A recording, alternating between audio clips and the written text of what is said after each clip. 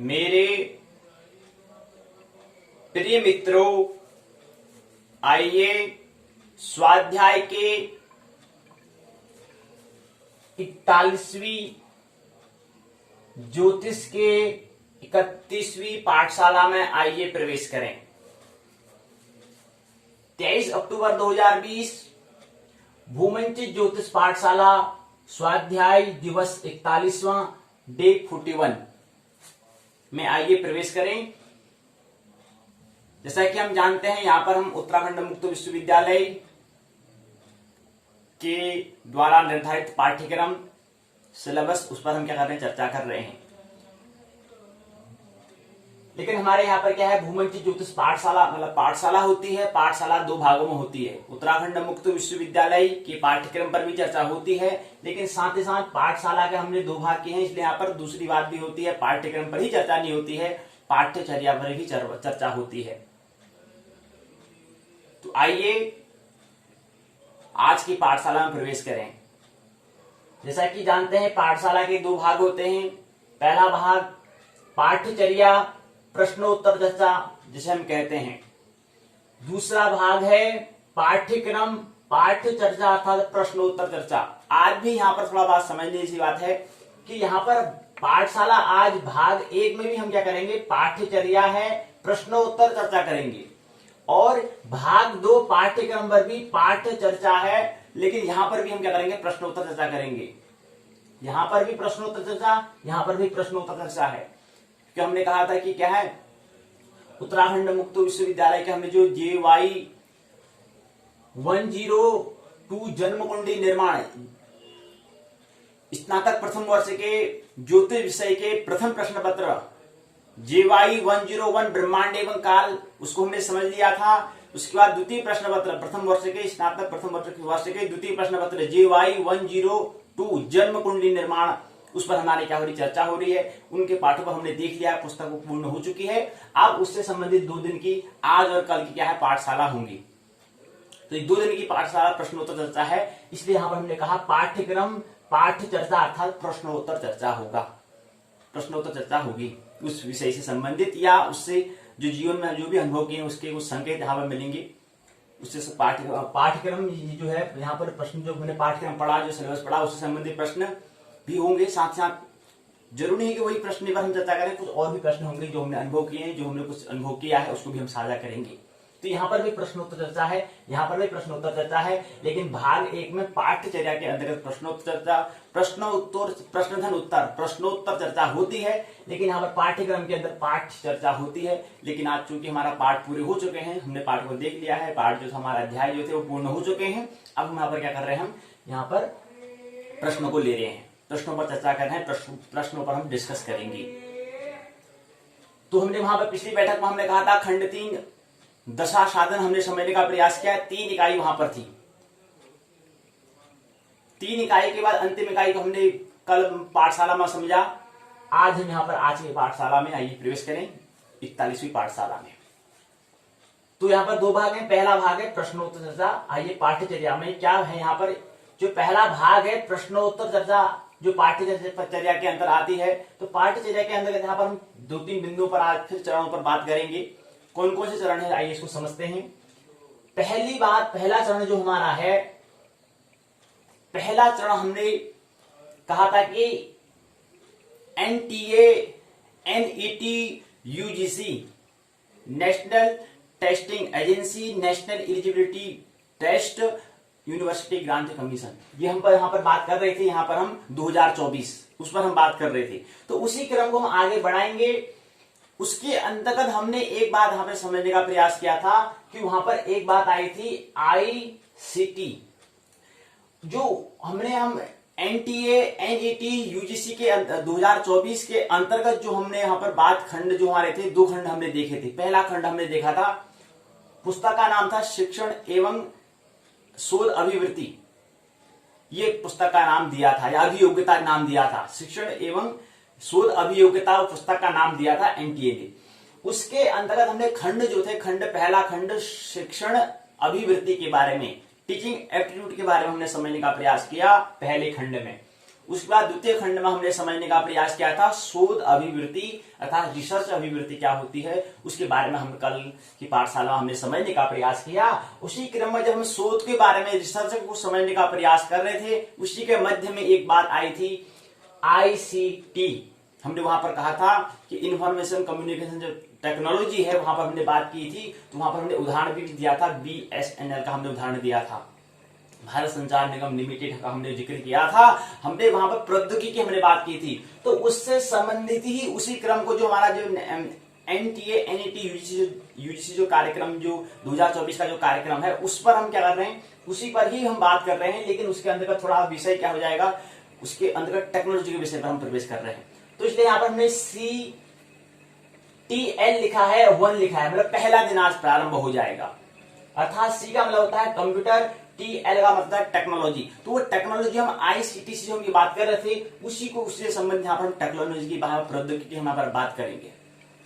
वहां पर 2 खंड हमने याद रखना चाहिए, हमें 2 खंड हमने वहां समझने का प्रयास किया था, टीचिंग और रिसर्च को हमने समझने का प्रयास किया था, वो हमने 2 खंड में समझने का प्रयास किया। अब वहां पर हमने फिर जिक्र आ गया था कि सूचना संचार प्रौद्योगिकी के बीच में ICT के बारे में आ गया था, तो उससे संबंधित हमारा फिर इससे संबंधित जो जिक्र करना अनिवार्य हो जाता है। जो प्रौद्योगिकी है वो फिर उसके अंतर्गत कंप्यूटर भी आता है, संगणक भी आता है। तो संगणक के बारे में कुछ समझने का हम प्रयास आज से पाठशाला में हम करेंगे। ये प्रश्न उत्तर चर्चा जो होगी पाठ्यचर्या के अंतर्गत होती है, भाग 1 पाठशाला के भाग 1 में होगी।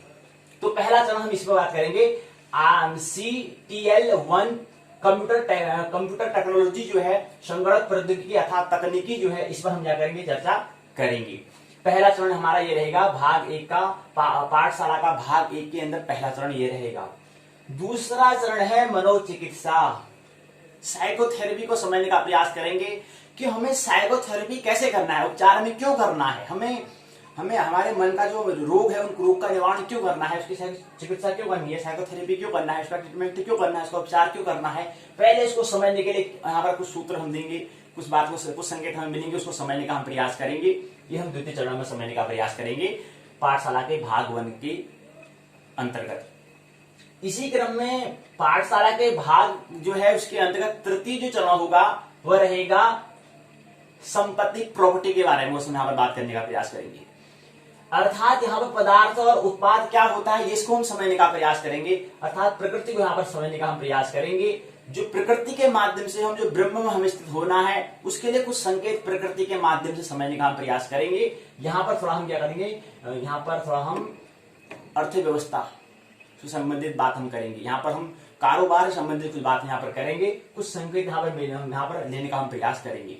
उसके बाद फिर अगला चरण आता है कि जो हमारी संपत्ति है, जो कारोबार है, उसमें जो हमारा जो मुद्रा, जो हमारा पैसे होते हैं उसको कितना प्रतिशत उसका कैसा उसका विभाजन करना चाहिए, उसको समझने का प्रयास इसी के अंतर्गत हम कर लेंगे। तृतीय चरण के अंतर्गत हम यहाँ पर समझने का प्रयास कर लेंगे। अगर हमारा अगर हम कोई भी उत्पाद हम कर रहे हैं, इकोनॉमिक्स के बारे में, अर्थव्यवस्था के बारे में, अर्थशास्त्र संबंधित यहाँ पर कुछ चरण हमको समझने का प्रयास, अर्थव्यवस्था के बारे में, इकोनॉमिक्स के बारे में समझने का यहाँ पर प्रयास हम करेंगे। तो उससे संबंधित यहाँ पर कोई भी इनकम जब होती है उस इनको हमें कैसे व्यय करना है, कितने भाग कहाँ पर करना है, क्या करना है, उसको समझने का प्रयास हम यहाँ पर तृतीय चरण में प्रयास करेंगे। और चतुर्थ चरण में यहाँ पर एक संकेत लेंगे कि दूरी को हम समझने का प्रयास करेंगे कि हम दूरी बात करते हैं कि इतना किलोमीटर कितना समय लगता है, एक संक्षिप्त में इस संकेत को समझने का प्रयास यहाँ पर करेंगे। तो कुल मिला के 4 यहाँ पर चरण होंगे भाग 1 के अंतर्गत। आइए भाग 1 में प्रवेश करें। उसके बाद भाग 1 में प्रवेश करते हैं, भाग 2 में क्या करेंगे इसको भी समझ लेते हैं। भाग 2 में हम क्या करेंगे, स्वजन्म कुंडली परिचय को हम समझने का प्रयास करेंगे। उसके बाद उससे सत्र कार्य से कुछ पूछे गए प्रश्न होंगे उनको लेंगे। उसके साथ साथ कुछ संकेत यहाँ पर मिलेंगे, कुछ जो अनुभव है, जो हमने कुछ साझा अनुभव किए उसको साझा करने का प्रयास यहाँ पर कुछ सूचना के माध्यम से, किसी जो सूचना है उसको सूचना को समझने का प्रयास, संकेत को समझने का प्रयास यहाँ पर हम करेंगे, इशारे को समझने का प्रयास करेंगे। जो क्या है जन्म कुंडली संबंधित जो पाठ्यक्रम से संबंधित है उसको लेने का प्रयास हम करेंगे। तो ये हमारा रहेगा। उसके बाद फिर एक सूत्र यहाँ पर हम समझने का प्रयास करेंगे। उसके बाद फिर यहाँ पर क्या हो जाएगा, प्रसारण प्रस्तुति के बारे में समझने का प्रयास करेंगे। उसके बाद फिर क्या होगा, फिर पाठशाला का हम क्या करेंगे, उसका पाठशाला को फिर अपनी बात को हम पूर्ण कर देंगे, फिर पाठशाला पूर्ण हो जाएगी। तो ये बात हमें समझना है। तो बाकी जो शेष रहेगा उसको कल की पाठशाला में समझने का प्रयास हम करेंगे। कुछ सूचनाएं होंगी, कुछ जानकारी होंगी। जैसे यहाँ पर हम संपत्ति के बारे में, प्रॉपर्टी के बारे में, कारोबार के बारे में कुछ समझने का प्रयास करेंगे, तो इससे संबंधित कुछ सूत्र के माध्यम से समझने का प्रयास करेंगे। कुछ यहाँ पर संकेत जो हम जहां से हमें सूचना मिल रही है उसके माध्यम से समझने का प्रयास करेंगे। सूचना हमें, जानकारी किसके माध्यम से मिल सकती है, इंफॉर्मेशन किसके माध्यम से मिल सकती है, पुस्तक के माध्यम से मिल सकती है, अखबार के माध्यम से मिल सकती है, टेलीविजन के माध्यम से मिलती है, फोन के माध्यम से मिल सकती है। तो ये माध्यम के बारे में कुछ यहाँ पर हमें अखबार से संबंधित जो हमें सूचना मिली है उन सूचनाओं को यहाँ पर साझा करने का प्रयास करेंगे। ये कल की बैठक में कर सकते हैं, जितना होगा, जितना हम अभी कर सकते हैं अभी आज की बैठक में करेंगे, आज की पाठशाला में करेंगे। जितना रजिस्ट्रेशन रह जाएगा उसको कल की पाठशाला में समझने का प्रयास करेंगे। तो आज की पाठशाला उतनी लंबी तो नहीं हो सकती, लेकिन कल की पाठशाला जो होती है वो थोड़ा दीर्घ हो सकती है। आज की पाठशाला को हम जितना जो हमेशा जो बैठक जितनी होती है उतनी चलेगी, लेकिन कल की पाठशाला जो थोड़ा दीर्घ हो सकती है, इसका ख्याल रहना चाहिए। तो थोड़ा दीर्घ होगी क्योंकि हमें सूचनाएं जो मिली है, अखबार के माध्यम से जो हमें सूचना मिली है वो साझा करना अनिवार्य है, क्योंकि जो मिला है उसे साझा करना अनिवार्य है। अपने पास कुछ भी नहीं रखना है, शेष कुछ नहीं रखना होता है, इसलिए जो जानकारी मिलेगी उसे हम साझा करेंगे। तो इसलिए आज की पाठशाला में पहले आज की पाठशाला को देखते हैं, फिर कल की पाठशाला को हम कल जो शेष रह जाएगा वो कल की पाठशाला में देखेंगे। तो आइए पाठशाला के भाग 1 में प्रश्नोत्तर चर्चा अथवा पाठ्यचर्या के करिकुलम भाग में आइए प्रवेश करें। तो हमने कहा कि यहाँ पर से हम नया विषय हम जो हमारे यहाँ पर एन जो हमारा क्या था, वहां पर जो एनटीए जो है और एनईटी और यूजीसी जो था, अर्थात राष्ट्रीय जांच परीक्षा, राष्ट्रीय योग्य परीक्षा जांच जो है, राष्ट्रीय योग्य जांच और विश्वविद्यालय अनुदान आयोग जो है, उसके अंतर्गत यहां पर हम एक विषय जो था आईसीटीसी को समझने का प्रयास हम करेंगे। क्या है वो एनटीए, एनईटी, यूजीसी में हमने 2024 में वहां पर दर्शन किया था, तो उसी को हम पाठ्यक्रम आगे को बढ़ा रहे हैं। तो कुछ समय के लिए हम आप जो आगे अन्य जो खंड होंगे उस पर बात नहीं करेंगे। पहले हम यहाँ पर कंप्यूटर के बारे में जो सूचना प्रौद्योगिकी के अंतर्गत ही आता है उसको समझने का प्रयास यहाँ पर करेंगे। तो पहले सीरीज यहाँ पर क्या चलेगी, CTL यहाँ पर 1 से हमने लिखा है, तो यहाँ पर 2 होगा, फिर कल की बैठक में यहाँ पर 2 हो जाएगा। ये हमें समझने का प्रयास करना है। तो पहले कंप्यूटर के बारे में था समझने का, संगण क्या है उसको समझने का था, सूचना जो प्रौद्योगिकी है, जो तकनीकी है उसको समझने का प्रयास हम करेंगे। क्योंकि शोध के अंतर्गत हम जब समझने का जहाँ समझ रहे थे तो वहां पर उसका जिक्र आ गया था, क्या सूचना प्रौद्योगिकी के बारे में आगे था। प्रौद्योगिकी किसे कहते हैं, वो वहां पर जिक्र कर रहे थे, शोध को जब समझ रहे थे, रिसर्च को जब समझ रहे थे तो वहां पर जिक्र हो गया था। तो इसलिए इसका उल्लेख यहाँ पर करना, जिक्र करना अनिवार्य हो जाता है। तो इसका जिक्र करेंगे, उसके बाद फिर वो अपने आगे खंड जो तीसरा खंड होगा उसमें हम प्रवेश करेंगे। जो एनटीए, एनईटी, यूजीसी के अंतर्गत जो अन्य खंड हैं उन खंडों को 10 खंड हैं, उन 10 खंडों को बाद में लेंगे, क्रमबद्ध से लेंगे। लेकिन पहले खंड आप पहले इसको पूर्ण क्या करेंगे, हम कंप्यूटर टेक्नोलॉजी को पहला पूर्ण करते हैं, कंप्यूटर को साथ समझने का प्रयास। तो सूचना प्रौद्योगिकी जो हमारे दैनिक जीवन में है, अब एक कंप्यूटर भी प्रौद्योगिकी के अंदर आ जाता है, जैसे मोबाइल फोन इत्यादि, ये भी सब क्या है, साधनी तो है, संसाधन तो है, इसको हमें समझना है। तो आइए, तो हमने कहा था कि क्या है कंप्यूटर टेक्नोलॉजी हमने यहाँ पर प्रारंभ आईसीटी से कर रहे हैं। अर्थात क्या होता है, आई का मतलब होता है इंफॉर्मेशन, सूचना, और सी का मतलब होता है कम्युनिकेशन मतलब होता है संवाद या संचार, और टी का मतलब होता है टेक्नोलॉजी। आई का मतलब होता है इंफॉर्मेशन अर्थात जानकारी अर्थात सूचना हम देखते हैं फोन के माध्यम से कुछ बात हमारे पास होती है तो अपनी बात को दूसरे व्यक्ति तक क्या करते हैं, आदान प्रदान करते हैं। और माध्यम कौन करता है, साधन कौन कर रहा है, मोबाइल काम कर रहा है। ये जो हमारा क्या है चलवाणी जो है वो हमारा क्या कर रहा है, वो हमारा साधन का काम कर रहा है। तो अपनी बात को, अपनी विचारों को आदान यहाँ से वहां भेज पा रहे हैं, किसके माध्यम से, फोन के माध्यम से, चलवाणी के माध्यम से क्या कर पा रहे हैं, भेज पा रहे हैं। तो चलवाणी हमने कहा तो ये क्या है, साधन है। तो यहाँ पर इंफॉर्मेशन मतलब सूचना जो होती है, अपने वाणी के माध्यम से हम फोन साधन हमारा काम करता है, अपने विचार जो है उसको व्यक्त कर पाते हैं फोन के माध्यम से, अर्थात चलवाणी के माध्यम से उसको कर पाते हैं, साझा कर पाते हैं, शेयर कर पाते हैं। तो यहाँ पर आई का मतलब इंफॉर्मेशन मतलब सूचना हो गया, और सी का मतलब होता है कम्युनिकेशन। आई इंफॉर्मेशन मतलब सूचना या जानकारी की हम बात करेंगे, और सी का मतलब होता है कम्युनिकेशन अर्थात संवाद, चर्चा, डिस्कस, गपशप हम कह सकते हैं, और टी का मतलब होता है टेक्नोलॉजी, प्रौद्योगिकी होता है। तो यहाँ पर एक शब्द आता है प्रौद्योगिकी आता है, यहाँ पर प्रौद्योगिक शब्द है। इंफॉर्मेशन किसे कहते हैं वो समझ चुके हैं, क्या है, जानकारी है। मतलब कुछ भी हम अनुभव करते हैं, कुछ भी हमने अनुभव किया है उसको साझा करते हैं, आदान प्रदान करते हैं। वो किसके माध्यम से कर रहे हैं? संचार करते हैं। किसको करते हैं? सूचना को हम क्या करते हैं? आदान प्रदान करते हैं। तो उसको हम क्या कहते हैं? इंफॉर्मेशन कम्युनिकेशन टेक्नोलॉजी कहते हैं। अब टेक्नोलॉजी क्या होता है, प्रौद्योगिकी क्या होता है? प्रौद्योगिकी को थोड़ा समझने के लिए थोड़ा हमें ये समझना होगा, धन औद्योगिक, और औद्योगिक को समझने के लिए हमें उद्योग को समझना होगा, और उद्योग को समझने के लिए हमें उद्यम को समझना होगा। उद्यमेनि सिद्धन्ति कार्याणि न मनोरथे, नयि सुप्तस्य सिंहस्य प्रवसन्ति मुखे मृगा। उद्यमेनि सिद्धन्ति कार्याणि न मनोरथे, नहि सुप्तस्य सिंहस्य नहीं प्रवसन्ति मुखे मृगा। क्या इस सूत्र से क्या हम समझ रहे हैं? उद्यमेनि सिद्धन्ति कार्याणि न मनोरथे, नहि सुप्तस्य सिंहस्य प्रवसन्ति मुखे मृगा। क्या इस सूत्र क्या हमें संकेत दे रहा है? उद्यम ही भैरव है, एक सूत्र ये भी है। उद्यम क्या है? उद्यम मतलब होता है परिश्रम। उद्यम प्रतीक है जीवन का।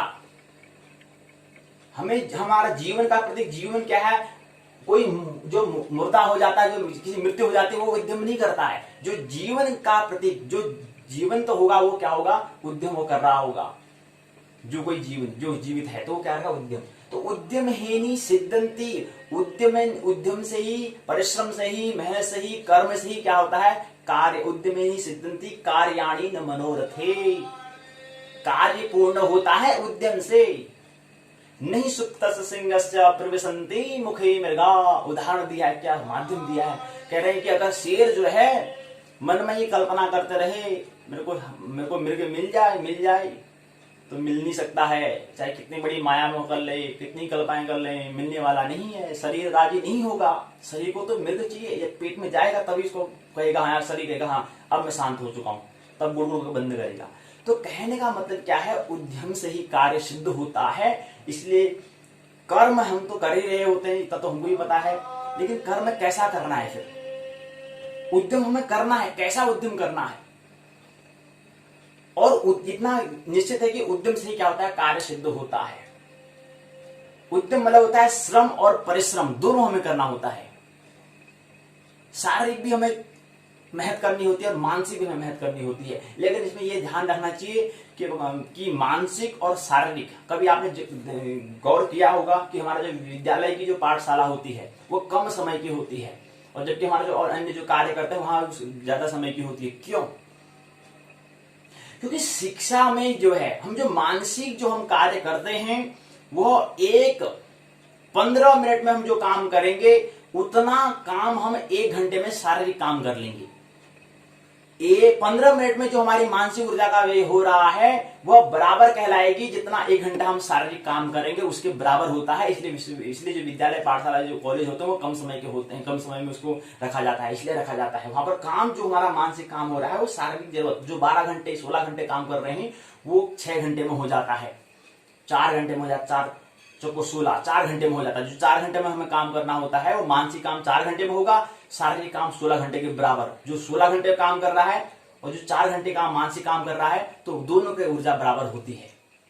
तो ये ख्याल हमें रखना चाहिए। तो उद्यम हमें क्या करना है? मानसिक कार्य भी हमें करना है और शारीरिक काम भी हमें करना है। जो ब्रह्म को, जो ब्रह्मांड को, ब्रह्म प्लस अंड को समझने का प्रयास कर रहा है उसका तो काम क्या है? फिर मानसिक चिंतन करो, विचार करो, सोचो, समझो क्या है इसको, बस उसका काम तो वही है। उसके लिए तो फिर 16 घंटे या 20 घंटे भी करना पड़ेगा, उसका तो काम ही वही है।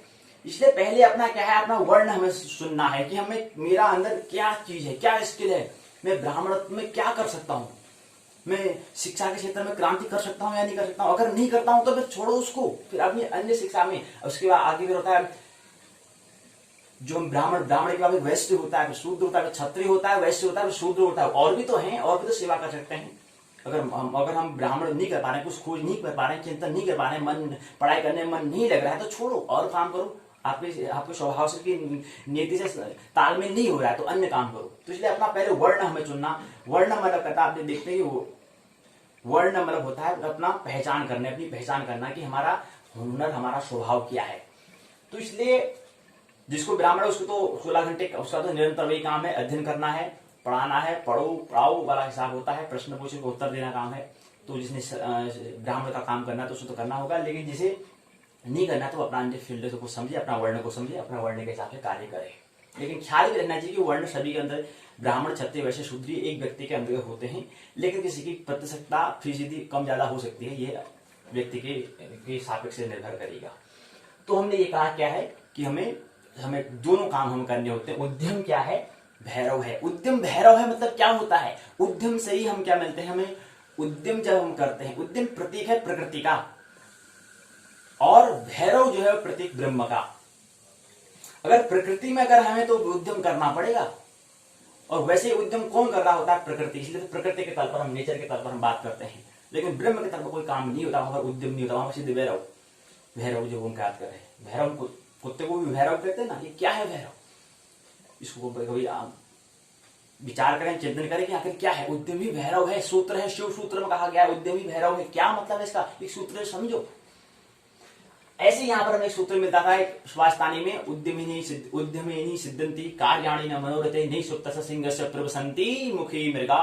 तो शेर कितनी ही कल्पना कर ले, उसके मुंह में मृग नहीं आएगा जब तक कि वो श्रम न करे, जब तक वो परिश्रम न करे तब तक उसे मृग उसके मुंह में प्रवेश नहीं आएगा, मृग स्वयं उसके मुंह में प्रवेश नहीं कर सकता है। उद्यम के कारण से क्या, उद्यम से ही क्या होता है? कार्य सिद्ध होता है, सिद्धंती सिद्ध होता है, प्रूव होता है। एक हमें सूत्र याद रखना चाहिए। और गीता में भी कहा है कि अर्जुन से कृष्ण कह रहे हैं भाई कर्म से कोई छूट नहीं सकता, अकर्मण्य कोई हो नहीं सकता है, कर्म करो। अब कर्म की पहले पहचान करो, कर्म कैसा करोगे? वर्ण के हिसाब से, जैसा अपना स्वरूप है उसके हिसाब से हमें कर्म करना होगा। उसमें कर्म करेंगे तो फिर वहां जितना भी हम श्रम करेंगे उसमें बड़ा आनंद आएगा। नहीं तो हम कई कर्म करेंगे तो थोड़ी देर से कराओ, छोड़ो, अगला कर्म करो, छोड़ो, तो मन का हो। फिर चिकित्सा अभी दूसरे भाग में समझेंगे, दूसरे चरण में समझेंगे, मनोचिकित्सा के बारे में दूसरे भाग में समझेंगे। तो उद्यम क्या है? यहाँ प्रौद्योगिकी को हम बात यहाँ पर कर रहे हैं, टेक्नोलॉजी की यहाँ पर बात कर रहे हैं। तो प्रौधन औद्योगिक यहाँ पर क्या है? संधि यहाँ पर हुई है। संधि मतलब होता है मिला हुआ। ये प्रौद्योगिकी शब्द है, ये क्या है? एक संयुक्त शब्द है, एक जुड़ा हुआ शब्द है। जैसे हम ब्रह्मांड कहते हैं, ब्रह्मांड भी क्या है? जुड़ा हुआ शब्द था। अस्तित्व हम जब कहते हैं विज्ञान पे तब सोच अगर चिंतन विचार अगर करना है तो उसको फिर ब्रह्म प्लस अंड हमें करना होता है, क्योंकि उसको समझने के लिए। वैसे अलग होता नहीं, केवल मानसिक तौर पर हम करते हैं, खंडन करते हैं। या ऐसा कहें कि कोई भी वैज्ञानिक अगर किसी पेड़, किसी फूल को अगर उस जानने का प्रयास करेगा तो तोड़ेगा उसको, लेकिन तोड़ने से क्या हो जाएगा? विकृति हो जाती है, और उसके बाद फिर उस सत्य से वो सत्य की तरफ पूर्णतः सत्य तक नहीं पहुंच सकता है, क्योंकि उसने तोड़ दिया ना। जैसे तोड़ा वैसे क्या हो गया? वो विकृति हो गया, उसमें विकार उत्पन्न हो गया, और फिर उसको सत्य को नहीं जान पाएगा, पूर्णतः सत्य को प्राप्त नहीं हो पाएगा। तो ऐसे हमें क्या करना होता है? हमें तोड़ना नहीं। ऐसे ब्रह्मांड क्या है? ये पूरा हमारा ब्रह्मांड मतलब ब्रह्म प्लस अंड हमें पता है, केवल हमें विस्मरण हुआ है, स्मरण करने के लिए तो मानसिक तौर पर तोड़ना पड़ता है। जैसे हम कहते हैं पृथ्वी में कहा हमें रेखाएं हैं, अक्षांश है, रेखांश है। पृथ्वी में हम कल्पना हमने कर रहे हैं, पृथ्वी में कोई ऐसी रेखा नहीं होती है। या हम कहते हैं कि यार हमारा देश यहाँ है, इतने देश में इतना हमारा देश है, बाउंड्री है, सीमा। ऐसे पृथ्वी में कहीं बाउंड्री नहीं है, नक्शे में केवल हम वहां पर खींच दिए गए हैं। ये स्मरण रहना चाहिए। ऐसा मानसिक, इसलिए तो शिक्षा का बड़ा योगदान, क्योंकि हमारे मन में जो हम जो कौन सी चीज को हम धारण करते हैं, कितने सत्यता को हम ग्रहण करते हैं, वो हमारा निर्भर करता है। अगर हमारी सत्यता ठीक है तो कोई दिक्कत नहीं आएगा, फिर हम कहीं भी कोई भी जिक्र आएगा तो उसको हम समझ जाएंगे। लेकिन हमारा कल्पना हो जाती है, हाँ यार हमारा भारत देश है या हमारा अमेरिका देश है, तो इस देश से दूसरे से क्या लेना देना। ये क्या है? हमारे मानसिक बीमारियां होती हैं, मानसिक रोग होते हैं, उसका उपचार हमें करना होता है। तो काल्पनिक हम ये बात करेंगे, पृथ्वी में जो रेखाएं खींची गई वो काल्पनिक रेखाएं होती हैं। ऐसे ही यहाँ पर जो हम प्रौद्योगिकी की बात करें, ये प्रौद्योगिकी को भी हम तोड़ने का प्रयास कर रहे हैं, लेकिन तोड़ इसलिए रहे ताकि स्मरण आ जाए हमें, इसलिए तोड़ रहे हैं। वैसे तोड़ना कोई अनिवार्य नहीं है, बिगड़ तोड़े भी हो सकता है। तो प्रौद्योगिकी, उद्योग, यहाँ पर क्या है? उपसर्ग है। यहाँ पर औद्योगिक शब्द आपने नाम सुना होगा, और औद्योगिक को समझने का आपने उद्योग आपने नाम सुना होगा। उद्योग को समझना आपने उद्यम किसे कहते हैं ये समझना होगा। तो हमें कोई भी चीज उद्यम मतलब औद्योगिक जो होता है, वहां पर होता है इंडस्ट्री जो होती है, वहां पर कुछ चीज निर्माण करते हैं, कोई प्रकृति का निर्माण होता है। प्रकृति का मतलब कहने का मतलब है कि प्रकृति में क्या है? मैटर है, द्रव्य है, पदार्थ है। उस पदार्थ को आकार देना, उस आकार को जैसे ही बदल जाता है उसको फिर क्या कह देते हैं? प्रोडक्ट कह देते हैं, उत्पाद उसको हम कह देते हैं, गुड्स उसको हम कह सकते हैं। तो उसका जो प्रकृति में जो पदार्थ था, जो मैटर था, उसको हमने थोड़ा आकार दे दिया, शेप उसको हमने दे दिया और उसका नाम हमने बदल दिया। क्या नाम दे दिया है? वस्तु उसको हम कहते हैं, अर्थात उत्पाद, प्रोडक्ट, गुड्स उसको हम कहते हैं। तो ऐसे यहाँ पर प्रौद्योगिकी जो बड़े बड़े इंडस्ट्री होती है वहां पर उद्योग करती हैं। कहने का मतलब है कोई यह छड़ी है, इसका भी क्या है, ये उद्योग, कोई यहाँ कोई उद्योग औद्योगिक होगा, कहीं पर इंडस्ट्री होगी जहां पर इसने निर्माण इसको किया होगा। ये व्हाइट बोर्ड है, इसका भी कहीं क्या करा होगा, उद्योग किया होगा, किसी ने निर्माण किया होगा। पदार्थ है लेकिन इसका आकार दे दिया है, तो ये क्या ये जो व्हाइट बोर्ड है, सफेद पट जो है, ये क्या कहलाएगा? ये एक प्रोडक्ट है, ये क्या है? उत्पाद है, ये गुड्स है।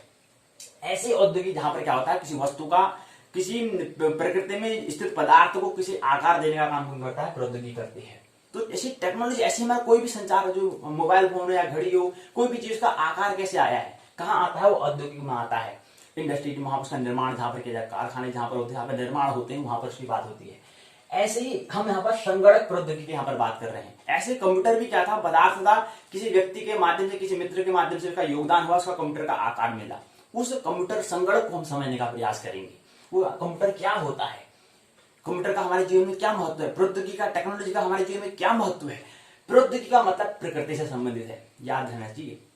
ऐसा नहीं कि उसमें उलझ जाए। केवल प्रकृति है और ब्रह्म है, दोनों के योग से ब्रह्मांड बनता है। तो हमें प्रकृति को भी हमें समझना होगा, ब्रह्म को भी हमें समझना होगा। ख्याल दोनों का रहना चाहिए। आखिर अस्तित्व में क्या है, अगर देखेंगे तो पूरा, अगर ब्रह्मांड का अगर देखते हैं तो दो चीजों से मिलकर बना होता है, एक केंद्र से, एक परिधि से। एक सेंटर होता है, एक मूल होता है, एक क्या होता है? प्रकृति होती है। उनके योग से ब्रह्मांड बनता है। तो ऐसी प्रौद्योगिकी यहाँ पर केवल प्रकृति के बारे में हम समझने का प्रयास करेंगे। तो प्रौद्योगिकी अर्थात टेक्नोलॉजी। तो इसके अंतर्गत हम टेक्नोलॉजी के अंदर इसको समझे। हमने यहाँ पर प्रकृति भी लिखा है, प्रकृति भी हमें यहाँ पर देखें। प्रकृति शब्द हम कह रहे हैं, थोड़ा सा भी गौर करें, ख्याल करें। प्रधन कृति, प्र यहाँ पर उपसर्ग है, इसमें कृति शब्द जुड़ा है, दोनों के योग से प्रकृति शब्द बना है। तो कृति मतलब होता है औद्योगिक, प्र मतलब होता है विशेष, कृति से पूर्व। कृति मतलब कृति हो सकता है कि हम कह सकते हैं माया, या हम कह सकते हैं कि कोई पदार्थ है, या कोई हम कह सकते हैं कि जैसे ये छड़ी है, छड़ी पहले क्या थी? पदार्थ थी, अर्थात पहले कृति थी, लेकिन आप क्या बन गई? प्रकृति बन गई है। ऐसा हम उसको कह सकते हैं समझने के लिए। तो प्रकृति मतलब कृति से पहले जो था वो प्रकृति कहलाता है, इसलिए उसको नेचर कहते हैं। ऐसे यहाँ पर औद्योगिक से पहले जो है प्रौद्योगिकी वो कहलाती है। ठीक, तो प्रौद्योगिकी को हमने क्या दिया? उसको प्रौद्योगिकी हम कह रहे हैं कि जो हम पहले पदार्थ जो था उसको समझने का, पहले जो द्रव्य था उसको समझने का प्रयास, उसके बाद उसका आकार छड़ी मिल गई, इससे पहले पदार्थ क्या था उसको हम समझने का प्रयास करते हैं, प्रौद्योगिकी। ऐसे कंप्यूटर जो है, कंप्यूटर पहले क्या था? कंप्यूटर पहले पदार्थ था, लेकिन किन किन पदार्थों से मिलकर कंप्यूटर बना है, कैसे उसका निर्माण हुआ है, कैसे उसको सृजन हुआ है, उसको समझने का प्रयास यहाँ पर करेंगे। तो इसलिए यहाँ पर जो कंप्यूटर टेक्नोलॉजी को हम विशेष यहाँ पर जोर देंगे, उसको समझने का प्रयास यहाँ पर हम करेंगे। तो हमने बताया कि इसमें क्या है, तो हमने यहाँ पर प्रौद्योगिकी जो हम कह रहे हैं, यहाँ पर प्रौधन औद्योगिक, यहाँ पर क्या है? संधि हो रही है। संधि कौन सी हो रही है? वृद्धि संधि यहाँ पर हो रही है। आने वाले संस्कृत पाठशाला नजदीक है, पाठशाला आने वाली है संस्कृत, तो वहां पर संधि को समझने का प्रयास करेंगे कि प्रौद्योगिकी यहाँ पर कैसे बना है, यहाँ पर वृद्धि संधि कैसे हुई है। यहाँ पर समझिए प्रौद्योगिकी में यहाँ पर औ जो है और औ जो है, औ और औ से क्या बन जाता है? औ क्या बन जाता है? यहाँ पर दीर्घ, उसका मतलब वृद्धि यहाँ पर हो जाती है, इसलिए अ और औ का योग से क्या बन जाता है? औ बन जाता है, और इसलिए प्रौद्योगिक उसका नाम दे दिया है। औद्योगिक और प्रौधन औद्योगिक बन गया प्रौद्योगिक, अर्थात टेक्निकी इसको हम कहते हैं, टेक्नोलॉजी को हम कहते हैं टेक्नोलॉजी। और यहाँ पर टेक्नोलॉजी हम जो कहते हैं, टेक्नोलॉजी हम इसको हम बात करते हैं। टेक्नोलॉजी टेक्निक कहते हैं, कोई टेक्निक आपको आनी चाहिए, कोई आपका अंदर ऐसी हुनर कौशल वो तो है, लेकिन उसको बाहर निकाला। तो कहते हैं आपको कुछ टेक्निक आपको होना चाहिए, कुछ न कुछ रोजगार के लिए कुछ न कुछ आपको टेक्निक आपको आनी चाहिए, कुछ न कुछ आपके पास कुछ न कुछ हुनर तो है, लेकिन उसको बाहर प्रकट निकालना होना चाहिए, ताकि और लोग उससे क्या सकते हैं, उसका फायदा, उसका उनको क्या सकते हैं, उसका परोपकार, उसका लाभ उठा सकें। तो इसलिए आपके पास कुछ ऐसी टेक्निक होनी चाहिए। वो पूरी जितने व्यक्ति के पास टेक्निक है उसकी सब पूरी अध्ययन खबर करते हैं, टेक्नोलॉजी में हम करते हैं। तो टेक्निक कुछ ना कुछ होनी चाहिए, कुछ ना कुछ अपना टेक्निक होगा तो फिर अपना हम जीवन, अपना जो है शारीरिक जरूरतें, मानसिक जरूरतें, आत्मिक जरूरतें हम पूरी कर लेंगे। जो व्यक्ति शारीरिक जरूरत नहीं कर पाएगा तो फिर हमारा तो शिक्षा तो मानसिक है, चिकित्सा की बात हो रही है। और जो व्यक्ति की पेट पूजा ही नहीं हुई है तो फिर मन की पूजा कैसे होगी? तो पहले पेट पूजा अनिवार्य होती है। तो इसलिए टेक्निक, कुछ ना कुछ टेक्निक हमें आना चाहिए, कुछ तो हमें क्या आना चाहिए, हुनर हमें होना चाहिए, कुछ ना कुछ हमारे पास रोजगार हमें होना चाहिए, कुछ ना कुछ हमारे पास आजीविका के लिए, रोजी रोटी के लिए हमें कुछ ना कुछ हमें टेक्निक कुछ ना कुछ हमारे पास अंदर होना चाहिए। चाहे वो फिर कोई भी हो सकता है, चाहे वो फिर गाना ही क्यों ना हो, संगीत ही क्यों ना हो, कोई भी है, शिक्षा के क्षेत्र में शिक्षक ही क्यों ना हो, या शोध के क्षेत्र में शोधार्थी ही क्यों ना हो, वो अलग अलग बात है। या कहीं कहीं अन्य फील्ड में प्रोफेशन में काम करें, व्यवसाय हो जाए या व्यवसायी हो जाए, वो अलग अलग बात है, लेकिन कुछ टेक्निक होना चाहिए। तो टेक्नोलॉजी का उद्योग हमें यहाँ पर सहारा लेना है। यहाँ पर मन की चिकित्सा के लिए, मन के मार्ग में अर्थात धर्म को समझने के लिए हमें टेक्निक अर्थात प्रकृति को भी समझना होगा, विज्ञान को भी हमें समझना होगा। तो विज्ञान के अंतर्गत क्या आता है, कंप्यूटर टेक्नोलॉजी की हम जिक्र करते हैं। तो हमने बता दिया इसके अंदर क्या है, हमने पहले शिक्षण शोध के बारे में बात कर चुके थे, एनटीए एनईटी यूजीसी के बारे में यहाँ पर समझने का प्रयास हमने वहां पर पिछली पाठशाला में किया था, उसी क्रम को यहाँ पर आगे बढ़ा रहे हैं। तो हमने यहाँ पर कहा कि संगणक प्रौद्योगिकी पे हम चर्चा करेंगे, आने वाले जो दिन है आज से प्रारंभ हो चुकी है। जो प्रश्नोत्तर एनटीए एनईटी यूजीसी 2024 के अंतर्गत ही आता है, उसके अंतर्गत पाठ्यचर्या के अंतर्गत आता है।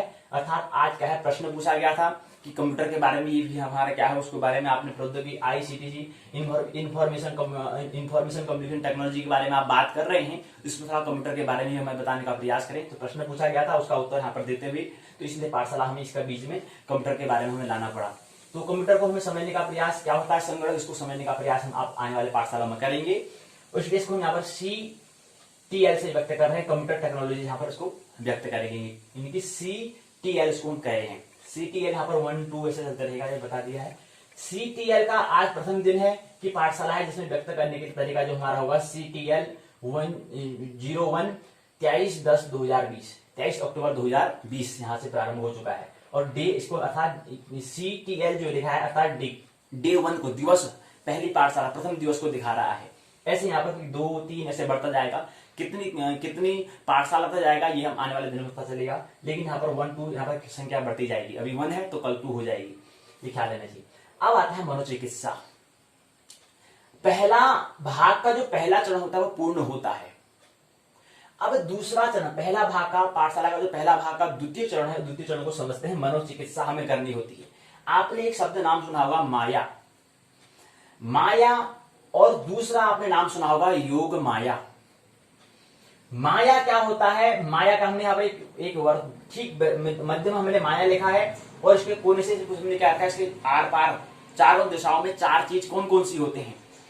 हमें मनोचिकित्सा क्यों करनी है उसको समझना, साइकोथेरेपी हमें क्यों करनी है, शिक्षा को हमें क्यों लेना है, इसको समझने के लिए हमने एक यहाँ पर सूत्र दिया है। यह अगर हमें स्मरण हो जाएगा तो फिर हमें शिक्षा का महत्व जीवन में क्या है ये हमें समझ में आ जाएगा, इसका हमें स्मरण हो जाएगा।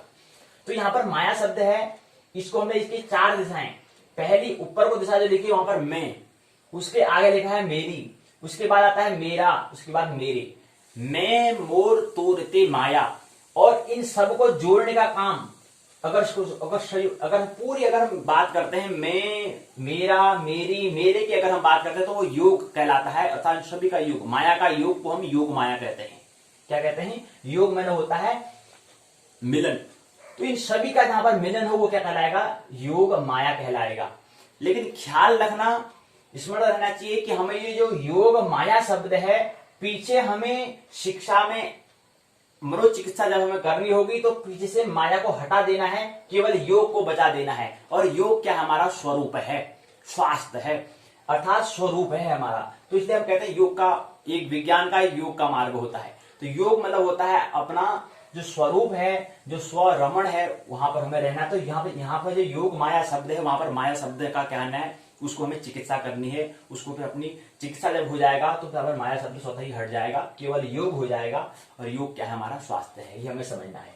आप जैसे मैं, मतलब जैसे कहते हैं कि मैं काम करता हूं, दूसरा होता है कि मैं करता हूं, मैं राष्ट्रपति बनना चाहता हूं, मैं बड़ा बिजनेस व्यापारिक बनना चाहता हूं, मैं बड़ा व्यवसायी बनना चाहता हूं, मैं वहां भी जाना, मैं वहां भी, मेरे को ये भी करना है, मेरे को ये भी काम करना है, मेरे को ये भी करना है। ये सब क्या है, मैं अर्थात माया के अंतर्गत आता है। पहली बात तो मनोचिकित्सा में मैं को क्या करना है, मैं को गिराना है, पहले मैं की खोज करनी है। पहला मनोचिकित्सा के लिए पहला सूत्र है कि मैं की खोज करो, पहले मैं पर शोध करो, मैं पर रिसर्च करो, आई पर। उसके बाद आता है, फिर आता है मेरी हो सकता है कि मेरी पत्नी, मेरी माँ, मेरे मेरी बहन इत्यादि के मेरी शब्द से जो है ये यहाँ पर क्या है, दूसरा ये माया का दूसरा चरण, दूसरा भाग ये कहलाता है। तीसरा भाग आता है मेरा, बाद फिर आता है मेरा, मेरा मित्र, मेरा शत्रु, ये हम कहते हैं मेरा पर, ये तीसरा भाग है। चौथा भाग क्या आता है, मेरे, मेरे पिताजी, मेरे दादाजी, मेरे नाना जी, ये सब जो आता है मेरे, मेरे का जो खेल है। तो ये पूरा बखेड़ा जो है मैं मोर तोड़ते माया, इस माया से हमें निकलते हुए योग माया को समझना है और योग के पीछे जो माया शब्द है उस माया को हटा देना है, उसका हमें मनोचिकित्सा उपचार हमें ट्रीटमेंट कर लेना है और योग में हमें स्थित हो जाना है, स्थित होने हो जाना है। इसलिए हमें ख्याल करने के लिए कुछ हमें यहाँ पर जिक्र भी चीज में करना पड़ता है। तो योग माया को भी समझना महत्वपूर्ण है और ये चीज अगर हम समझ जाएंगे तो शिक्षा के माध्यम से इसकी चिकित्सा हो सकती है। और शिक्षा जो है अर्थात धर्म की ओर संकेत करता है। मनोविज्ञान क्या है, धर्म के प्रति हम कह सकते हैं। तो ये क्या है, दूसरा चरण भी क्या होता है, पूर्ण होता है। आइए तृतीय चरण में हम प्रवेश करें। तृतीय चरण है भाग 1 का तृतीय चरण है संपत्ति, प्रॉपर्टी के बारे में यहां पर बात करेंगे। प्रॉपर्टी जो है, हमने पिछली चर्चा में कहा था कि हमें एक टारगेट मिला है, एक लक्ष्य मिला है 4 लाख, 6 साल में हमें 4 लाख का क्या करना है, टोटल हमारे जो 6 साल का होगा उसमें 4 लाख का हमें क्या करना है, इनकम करना है। जिसमें हमने कहा था कि 4 लाख कैसे बराबर होता है, जिसमें 1.5 लाख क्या होता है, व्यय होता है, हमें पेमेंट करना होता है और 2.5 लाख हमें सेविंग हमें करना होता है। ये टारगेट हमें दिया गया है, ऐसा सूचना हमें दिया गया है कि आपको ये करना है, ये आपको लक्ष्य दिया गया है, इस पर आपको क्या करना है, विचार करना है। ये हमें पहले संकेत यहाँ पर दिया गया है। तो इस पर हम विचार करें तो इससे जिक्र हमें करना है कि क्या है, 6 साल में हमें ये हमें करना होता है। ये हमने पिछली बात में समझ लिया है। लेकिन इससे संबंधित क्या है, जीवन से संबंधित यहाँ पर संपत्ति प्रॉपर्टी के बारे में हम बात करेंगे और इस प्रॉपर्टी को समझने के कारण हम कुछ और बिंदु पर हम बात कर लेंगे। इसका ये संपत्ति को हमें समझने के लिए एक प्रश्न पूछा गया था, लेकिन इस प्रश्न को समझने के लिए हम इसको प्रश्न को समझने में हमें और क्या क्या बातें समझना आती हैं और कौन कौन सी बातें हमें जिक्र हो जाता है वो हम समझेंगे इसको समझने में।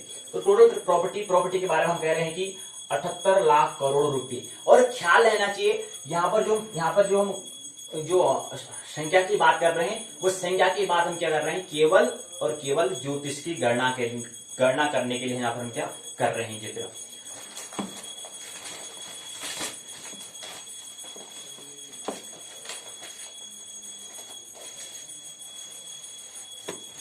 एक बात आपको बतानी अनिवार्य है, अल्बर्ट आइंस्टाइन कहते हैं, उनका जिक्र, उनका विचार को समझना महत्वपूर्ण है। 24 जुलाई 2020 की यह बात है, शुक्रवार नैनीताल। अल्बर्ट आइंस्टाइन कहते हैं, अखबार में सूचना आई थी, इसको समझने का प्रयास करते हैं।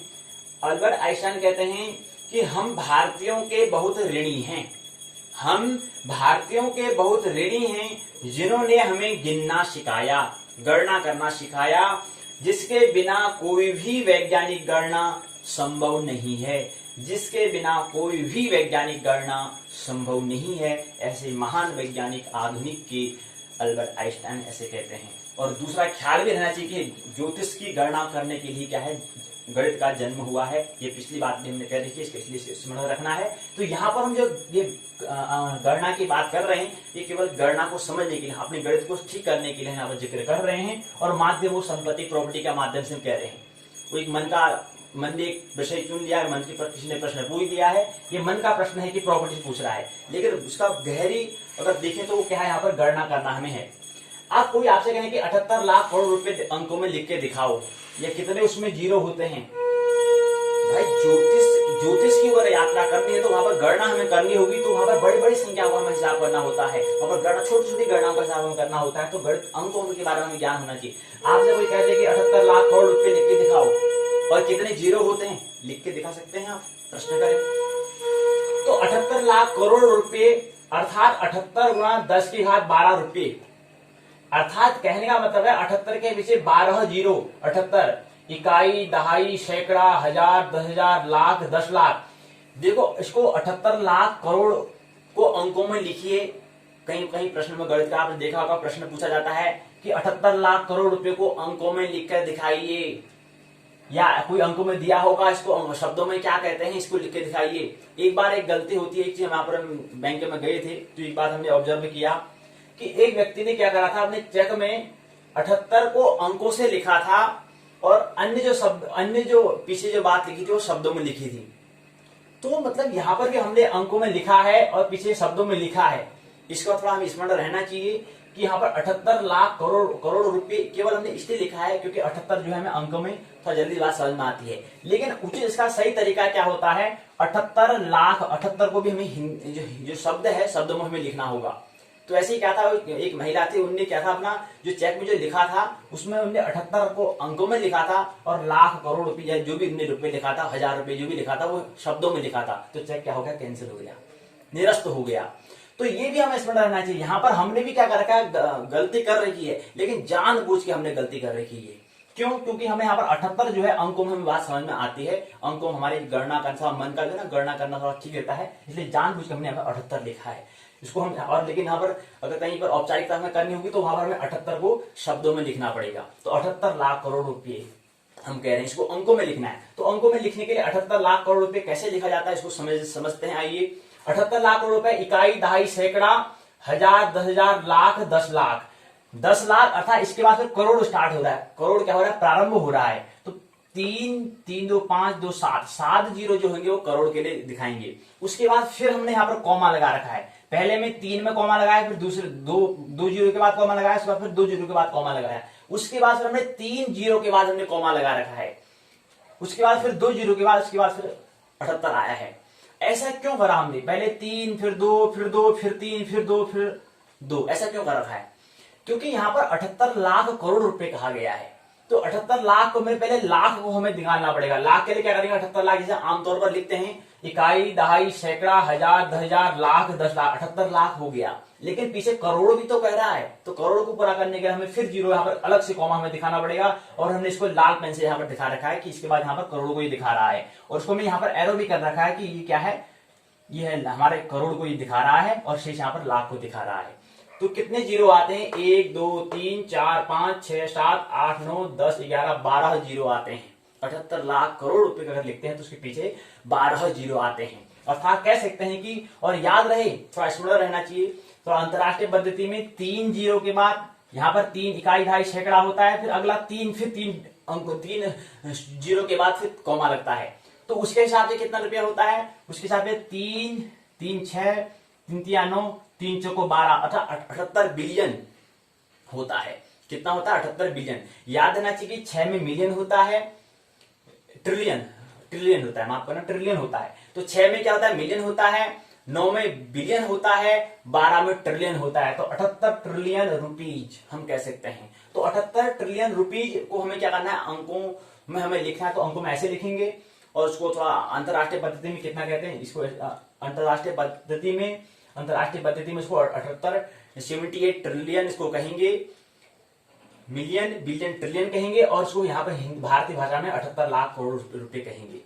ये हमें समझना रहना चाहिए। उसको यहाँ पर दोनों की बात क्या है, अमाउंट समान है, लेकिन लिखने का तरीका थोड़ा अलग अलग है, ये थोड़ा हमें समझना चाहिए। अब हम यहाँ पर बात कर रहे हैं कि हमें समझना क्या है, पदार्थ अर्थात उत्पाद क्या होता है इसको समझना है, प्रकृति को हमें समझना है, और ब्रह्म के लिए जो इशारे किए जा रहे हैं उसको हमें समझना है। तो हमने कहा कि ये क्या है, 78 लाख करोड़ रुपए है, हमें लिखना आ गया है। अर्थात हमने थोड़ा गणित को और समझ लिया है, आगे फिर धीरे और गणित को समझेंगे गणना करने में। एक बात और आती है, 78 लाख करोड़ रुपए हम कह रहे हैं, ये क्या है, टोटल प्रॉपर्टी की बात हम कर रहे हैं। टोटल संपत्ति की अगर बात करते हैं, टोटल प्रॉपर्टी की अगर बात करते हैं, अगर इसको हम 1 सेकंड के हिसाब से देखते हैं, अगर 50 साल के, अगर वैसे तो खैर 75 वर्ष की आयु के हिसाब से होता है, क्योंकि जो भी हम अध्ययन कर रहे हैं उसमें हम आगे भविष्य के लिए ही हम तैयारी कर रहे होते हैं, इसलिए पूरी गणना तो 75 वर्ष की होती है। लेकिन यहाँ पर हम अभी टोटल उसके हिसाब से तो 75 लेंगे, लेकिन यहाँ पर जो हमने अमाउंट की जो हिसाब कर रखा है वो 50 साल के हिसाब से हमने कर रखा है। अगर जो 78 लाख 78 गुणा, और वैज्ञानिक पद्धति में इसको ऐसे लिखा जाता है, 78 गुणा 10 की घात 12 रुपये। इसको अगर हम 1 सेकंड में अगर देखते हैं तो 1 सेकंड में हमें 50,000 रुपए प्रति सेकंड में कमाना होता है, अर्जन करना होता है। 4 सेकंड का एक प्राण होता है, एक सांस के अंदर जाने में 2 सेकंड का समय लगता है, एक सांस को छोड़ने में 2 सेकंड का वक्त लगता है, और एक प्राण जो होता है 4 सेकंड के बराबर होता है। अर्थात 2 लाख रुपए एक प्राण में हमें, एक प्राण के साथ प्रति प्राण हमें 2 लाख रुपए क्या करना है, अचीवमेंट करना है। इस अमाउंट का ऐसा होता है। अगर इतनी बड़ी जो अमाउंट है 50 साल की अगर हम बात करते हैं, अगर उसको हम एक सेकंड की अगर बात करें, एक प्राण की अगर बात करते हैं, तो एक प्राण मतलब 2 लाख रुपया आपको अर्जन करना होता है। ये बात समझिए। उसके बाद हमने कहा कि सबसे बड़े विश्व में अरबपति, हमने जो अरबपति थे वो कौन है? सबसे बड़े विश्व में 14 लाख अरब विश्व में हम बात करते हैं। अमेजन के संस्थापक जो हैं उसको हम कह सकते हैं।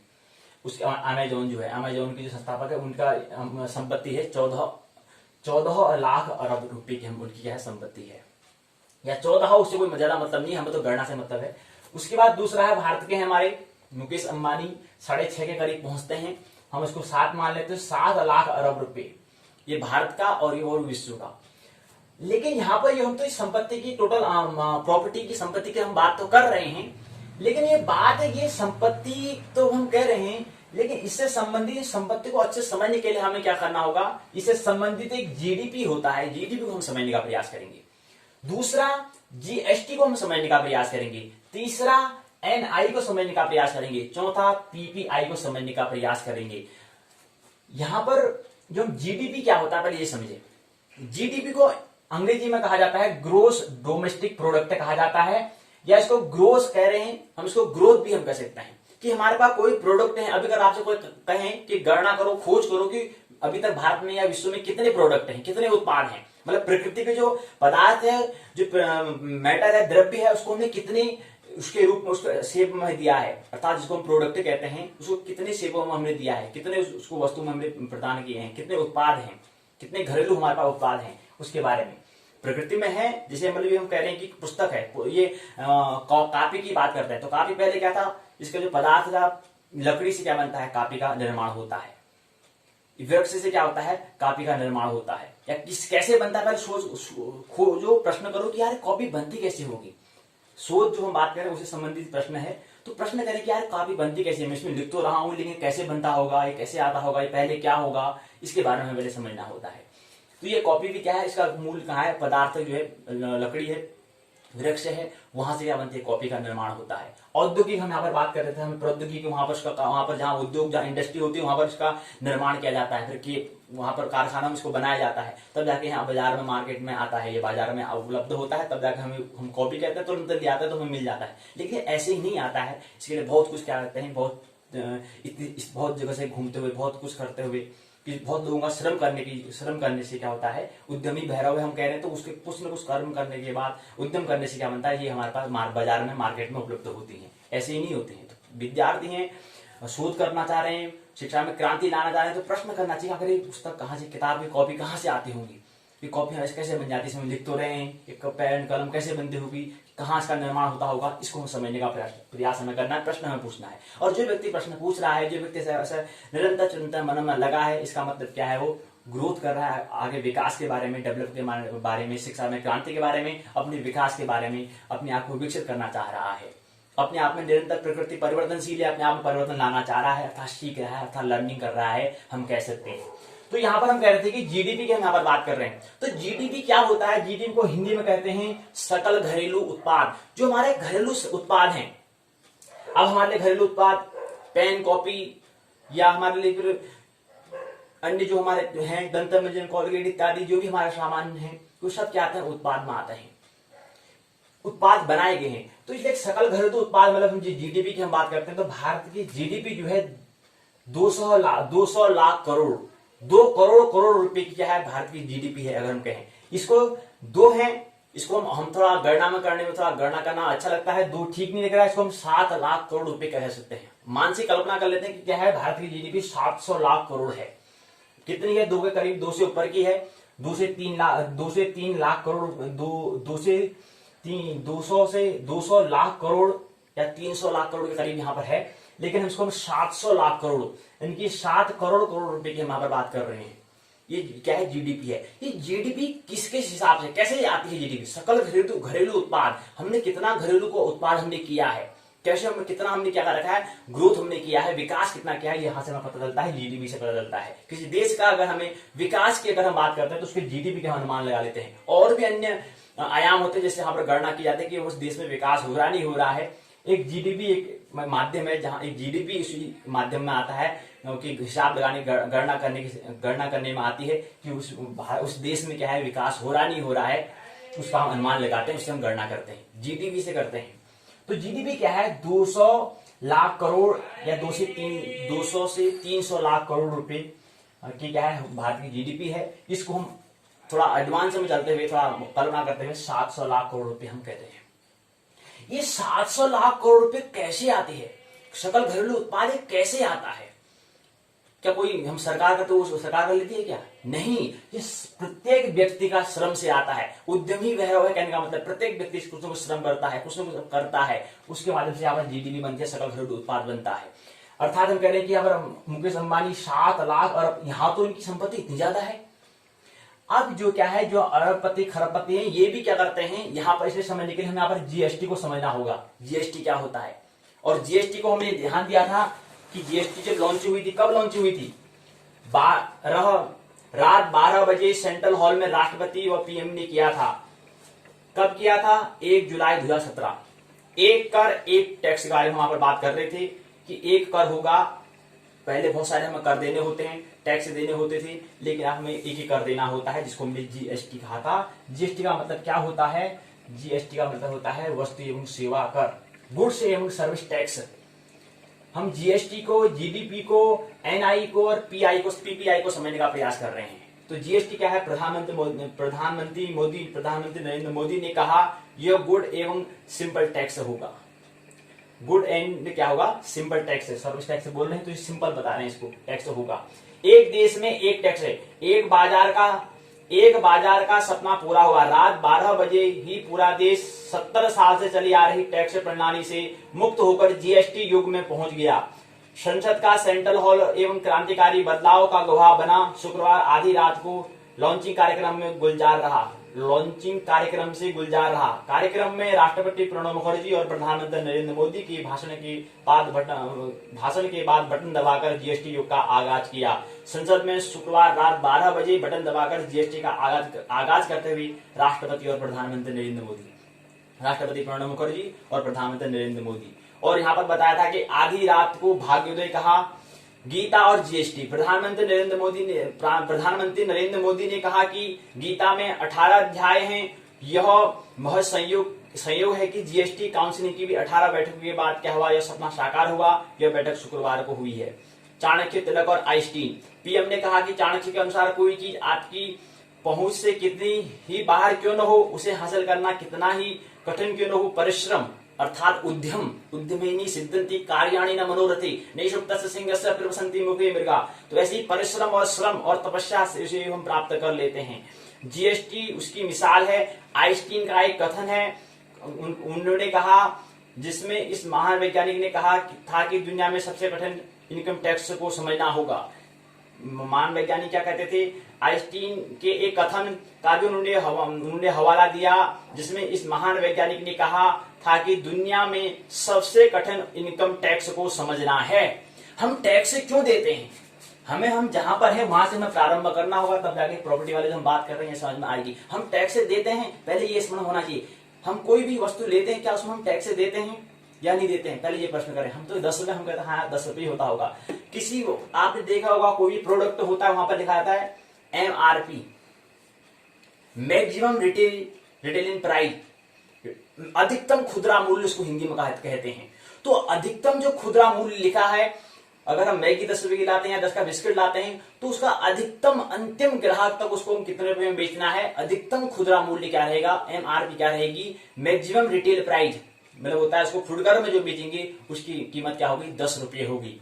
लेकिन वो 10 रुपये जो अंतिम ग्राहक ले रहा है उसके लिए वो 10 रुपए की है, लेकिन जो वहां जहां से होते हुए आ रही है, किन किन मार्गों से होते हुए आ रही है, वहां पर इसका इनकम थोड़ा बढ़ता है, थोड़ा कम, थोड़ा धीरे धीरे बढ़ता रहता है। वहां पर क्या होता है, बढ़ता हुआ रहता है कि पहले किसी को 4 में, किसी को 5 में, किसी को 6 में, किसी को 7 में, किसी को 8 में।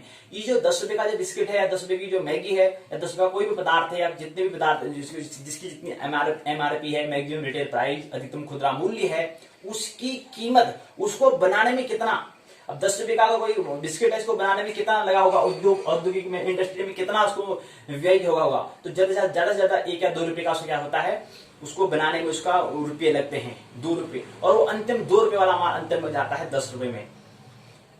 ये ऐसा इसका क्या है अधिकतम खुदरा मूल्य, ये सरकार के माध्यम से यहाँ पर होता है। तो ये क्या है अधिकतम खुदरा। तो कोई भी वस्तु है प्रश्न करना है कि आप हम 10 रुपए कह रहे हैं तो उसमें हम टैक्स से मतलब कर दे रहे होते हैं, तो हमें कर क्यों देना होता है।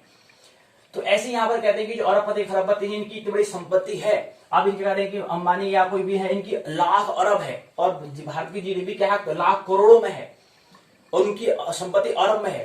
तो कोई व्यक्ति अपने हुनर को बाहर निकालता है, उसके माध्यम से अन्य लोगों को जो रोजगार देता है, वो रोजगार देने में उसको क्या करना पड़ता है, कुछ ना कुछ कर देना होता है। ये कर क्यों देते हैं, हम कर क्यों देते हैं, क्योंकि कर से हम कहते हैं एक नाम सुना, आपने नाम सुना, एक सरकारी और एक प्राइवेट, एक गवर्नमेंट होता है एक प्राइवेट होता है, दो सेक्टर होते हैं, 2 फील्ड 2 क्षेत्र होते हैं। कहते हैं कि हमको कौन सा जॉब करना है, जिसको अपने तल से लेते हैं, कोई कहता है अब सरकारी नौकरी चाहिए या प्राइवेट नौकरी चाहिए, हम कहते हैं सरकारी नौकरी चाहिए।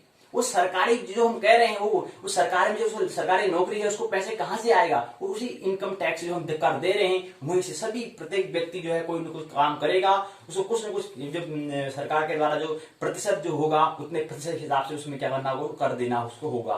तो कर देने के बाद क्या होगा, जो सरकारी व्यक्ति जो हम कह रहे हैं उसको वहां से उनकी इनकम आएगी, वहां से इनकम आती है।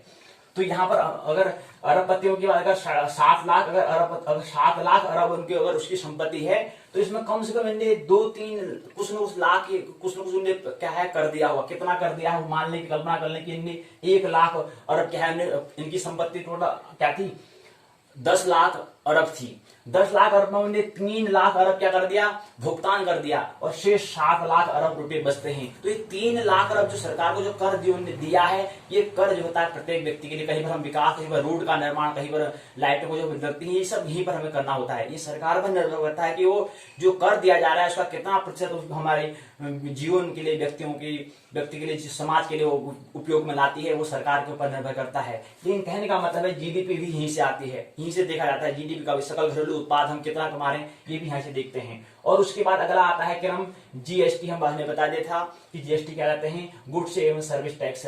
हम टैक्स क्यों देते हैं, ये हमें प्रश्न करना चाहिए कि हम टैक्स क्यों देते हैं।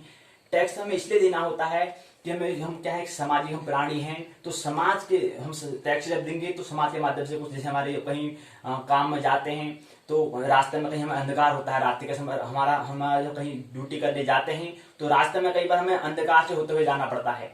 लेकिन हम क्या करते हैं, जब टैक्स देते हैं सरकार एक ऐसा उपाय कर लेती है, एक ऐसा प्लान, ऐसी योजना लाती है कि जो मार्ग है सभी मार्ग में यहाँ पर क्या करते हैं लाइट का इंतजाम कर देती है, तो जो भी जाने वाला जो वहां पर राहगीर होगा तो उसको प्रकाश मिल जाता है। तो अर्थात जो सरकार है उसने क्या करा, एक सजन दिशा में, सही दिशा में, राइट डायरेक्शन में कदम उठाया, योजना उस पैसे का उन्हें सही दिशा में क्या करा, उपयोग करा।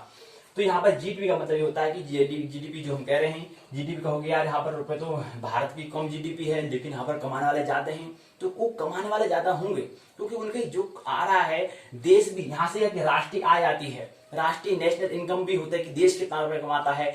ये पैसे क्या है, प्राथमिक चरण है। अगर जिस व्यक्ति प्राथमिक चरण में, जो देश प्राथमिक चरण में अव्वल अगर नहीं आया है तो आगे फिर उसका मनस तल में, फिर आगे उसके आत्मिक तल में कैसे होगा। तो पहले तो शारीरिक जरूरतें पूरी करनी होती है। तो इसलिए हम कह सकते हैं कि किसी देश का डेवलपमेंट हो रहा है, ग्रोथ हो रहा है, नहीं हो रहा, उसका माध्यम हम जीडीपी सकल घरेलू उत्पाद जीडीपी से अनुमान, ग्रोस डोमेस्टिक प्रोडक्ट से अनुमान लगाते हैं। अन्य भी आयाम होते हैं जहां से हम विकास की हम आकलन कर सकते हैं, हिसाब लगा सकते हैं कि देश में ग्रोथ हो रहा है, अर्थात विकास हो रहा है, अर्थात वहां पर व्यक्ति का क्या है विकसित की आगे की यात्रा हो रही है, ये हम अनुमान लगा सकते हैं। तो इसलिए यहाँ पर हमने जिक्र करा, थोड़ा कुछ संकेत हमें लेना है, कुछ बातें हमें स्मरण करनी है, कुछ हमें प्रश्न करने हैं कि हमें जीवन खाली ऐसे ही नहीं जीना है, महत्वपूर्ण जीवन है। क्योंकि हमारा शास्त्रों में कहा है कि क्या है, मनुष्य जो है, मनुष्य शरीर जो है क्या है मोक्ष का द्वार है, अर्थात एक सुअवसर हमें मिला है। तो प्रत्येक व्यक्ति क्या है, मनुष्य, हमने कहा था कि प्रत्येक व्यक्ति क्या है शिक्षक है। मनुष्य जीवन मिलना एक बहुत बड़ी एक अचीवमेंट है, अर्थात उपलब्धि होती है। तो जो कैसे हमें क्या काम करना है, कैसे हमें कुछ खाली ऐसे फिजूल में खाली समय हमें व्यतीत नहीं करना होता है, कुछ ना कुछ अपने हुनर को, कौशल को समझना है, जो अपने कार्य में जुड़ जाना है निरंतर। और एक सूत्र याद रखना चाहिए, उद्यमी भैरव है, उद्यम से ही क्या होता है कार्य सिद्ध होता है। ये हमने पहले चरणों में समझने का प्रयास किया था। तो उद्यम से ही कार्य सिद्ध होता है। उद्यम ही सिद्धंति कार्याणि न मनोरथे नैषोक्तस्य सिंहस्य पुरुषन्ति मुखी वर्गा। जिस व्यक्ति को उद्यम जो करेगा वो उसको प्राथमिक जरूरत शारीरिक जरूरतों को पूरा करेगा, फिर मानसिक जरूरतों को पूरा करेगा, फिर आत्मिक जरूरतें, फिर मोक्ष निर्माण जो हम बुद्ध महावीर कृष्ण इत्यादि जो कहते हैं उनका जो संवाद चर्चाएं करते हैं, दिन रात निरंतर प्रवचन दे रहे हैं, बात कर रहे हैं, उनकी जो बातें तब जाकर हमें ख्याल में आएंगी। लेकिन जब हम शारीरिक जरूरतों को पूरा कर लेंगे, मानसिक जरूरतों की जब हमारी यात्रा हो जाएगी, धर्म की ओर जब यात्रा हो जाएगी, तब वो बात काम की आने वाली है। और इसलिए याद है कि प्रत्येक व्यक्ति आनंद को प्राप्त करना चाहता है। कौन व्यक्ति आनंद को प्राप्त नहीं चाहता है? प्रत्येक व्यक्ति चाहता है कि मैं आनंदित रहूं, मैं खुशी रहूं, महोत्सवपूर्ण रहूं। कौन नहीं चाहता है? सत्य को कौन नहीं चाहता है? सत्य को पाना कौन नहीं चाहता है? प्रत्येक व्यक्ति ही चाहना चाहते हैं। प्रत्येक व्यक्ति के मन में रोग होता है, उसका उपचार हमें करना होता है कि कैसे हम अपने स्वरूप को प्राप्त करें।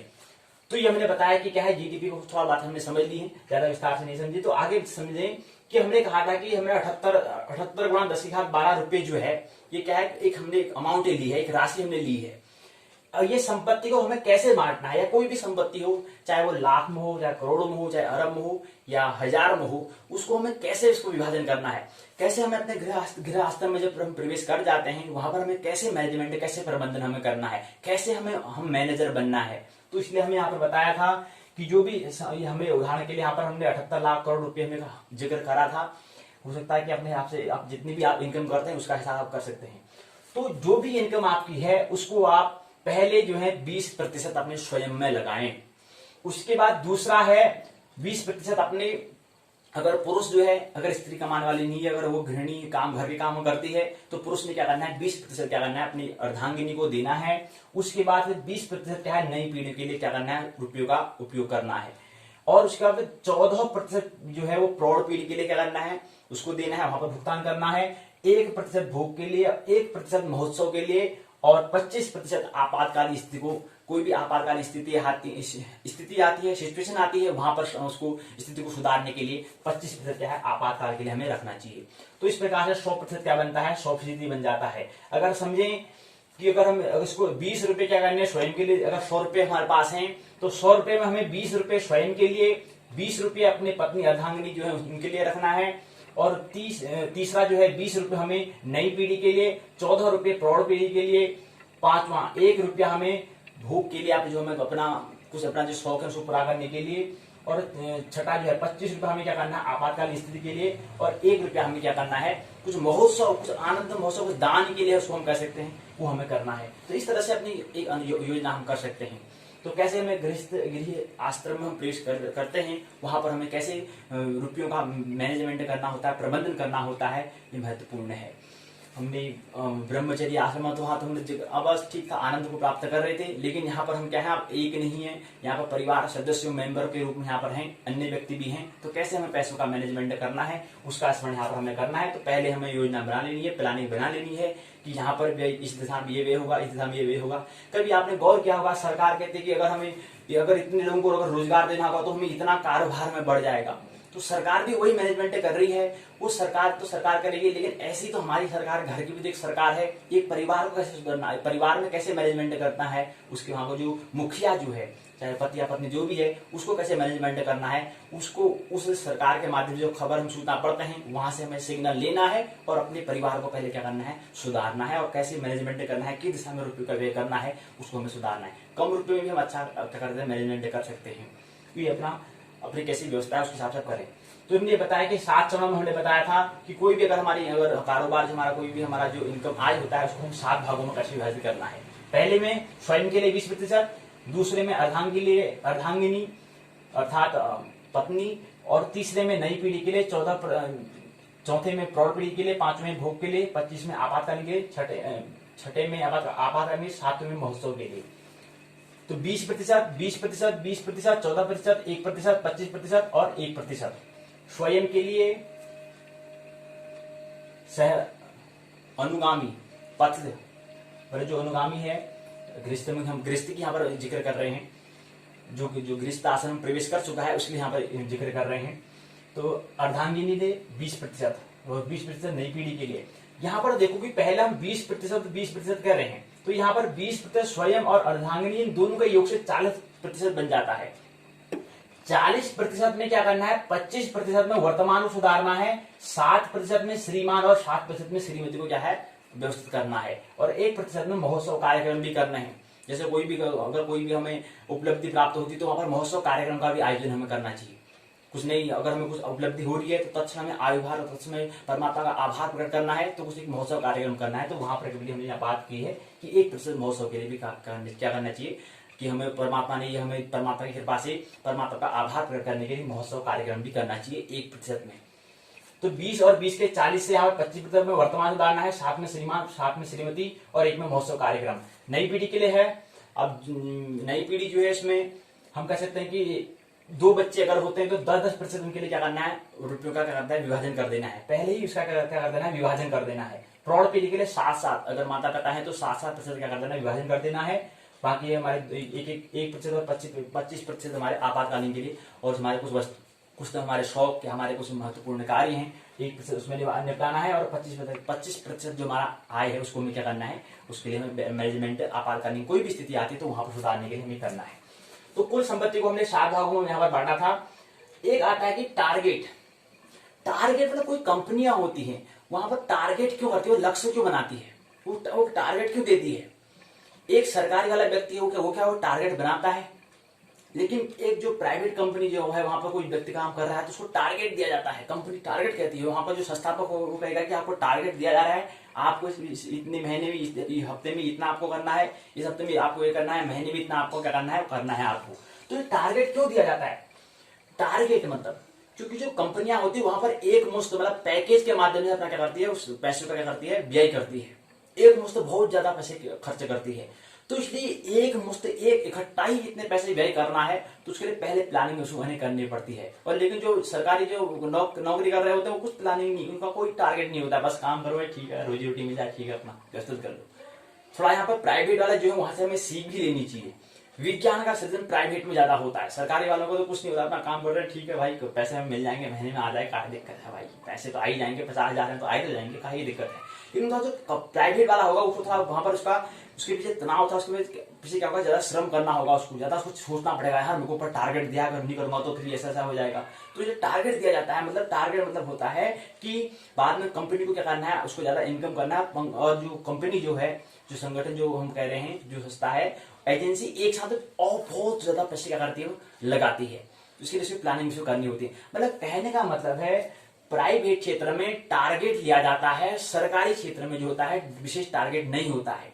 सरकार की बात नहीं कर रहे, सरकारी कर्मचारी की यहाँ पर बात कर रहे हैं, तो सरकारी कर्मचारी का तो विशेष टारगेट नहीं होता है, देखने में आता है मतलब शून्य के ही बराबर होता है। कोई करता हुआ तो थोड़ा बहुत कर लेता हुआ, लेकिन अधिकतर देखें तो औसत के हिसाब से नहीं के बराबर होता है। लेकिन निजी संस्थान में जो है, जो प्राइवेट सेक्टर है वहां पर निश्चित टारगेट होता है, क्योंकि प्राइवेट का मतलब होता है जो भी हम अधिक से अधिक पैसे जितना हम कमाएंगे उसमें हमें कुछ प्रतिशत तो सरकार को देना है, बाकी तो अपने ही तो हमारे पैसे कमा रहे हैं, बाकी शेष जो बचेगा उसको हमें कमा लूंगा। मतलब समझ लीजिए कोई कंपनी काम कर रही है, 100 रुपए कमा रही है, तो उसमें उसको 10 या 15 रुपए क्या देने हैं, सरकार को दे देने हैं, बाकी शेष रुपए तो उसके पास जा रहे हैं। तो इसलिए सरकारी और प्राइवेट में यही अंतर होता है। इसलिए बहुत तो कहते हैं सरकारी जॉब है कि प्राइवेट अच्छी जॉब है। अच्छी बात तो है कि सरकारी जॉब की बजाय प्राइवेट जॉब और अभी क्या है इसका महत्व ज्यादा है, मतलब रोजगार के ज्यादा महत्वपूर्ण होता है स्वरोजगार। मतलब आप अपने अंदर जो कौशल है, अपने अंदर जो हुनर है, उससे जो रोजगार का निर्माण होता है, अर्थात स्वरोजगार कहते हैं, वो महत्वपूर्ण होता है। नहीं तो रोजी होता है ठीक है, मन को कर लेंगे ठीक है यार, शांति करते आराम है, तो इतने पैसे आ रहे हैं ठीक तो है कम से कम। लेकिन हम ये जिक्र इसलिए कर रहे हैं क्योंकि विज्ञान का जन्म देना है, और जो व्यक्ति विज्ञान में निपुण हो जाएगा, महारत हासिल कर लेगा, तो वो धर्म भी हासिल कर लेगा। अगर होशपूर्वक चलेगा तो वो धर्म भी महारत हासिल कर लेगा, और फिर आध्यात्मिक जगत में भी महारत हासिल कर लेगा। वहां पर उसके फिर क्या हो जाएगी, उसकी वो कुछ सीख लेता है, वो विज्ञान को जब सीख रहा था तो वहां पर सीख जाता है, समझ जाता है। अगर होशपूर्वक चले तो हो सकता है, अगर होशपूर्वक नहीं चलेगा तो फिर तो विज्ञान में उलझ जाएगा, फिर आगे धर्म की और आध्यात्मिक ज्यादा वो तो ठप हो जाएगी। लेकिन जो होशपूर्वक चलेगा तो उसके लिए फिर कोई यहाँ पर परेशानी, कोई भी व्यवधान नहीं आने वाला है।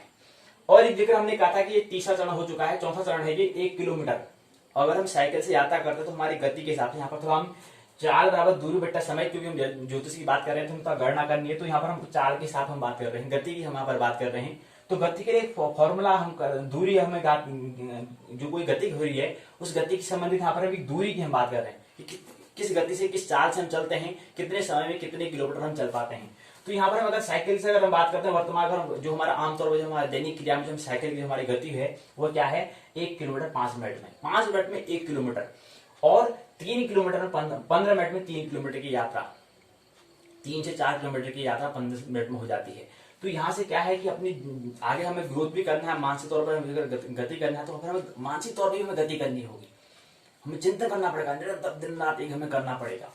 तो ये हमने जिक्र इसलिए करा है कि हम की जो प्रकृति के तल पर हमारी जो स्पीड है, चाल है, उसको हमने माध्यम लिया है कि इसके जो हम साइकिल से जो हम 5 मिनट में 1 किलोमीटर पहुंच रहे हैं, तो इसको थोड़ा कम समय में हम कर सकते हैं। अगर 1 किलोमीटर इसको हम 4 मिनट में कैसे लाएं, 3 मिनट में कैसे लाएं, मतलब कम समय में कितनी ज्यादा दूरी ज्यादा तय करें, उसके लिए हमें चाल क्या होनी, बढ़ानी पड़ेगी। और चाल बराबर क्या होता है, चाल बराबर होता है दूरी बट्टा समय, दूरी और बट्टा समय, समय में हम कितने समय में कितनी दूरी तय कर रहे हैं वो हमारी स्पीड कहलाएगी, वो हमारी चाल कहलाएगी।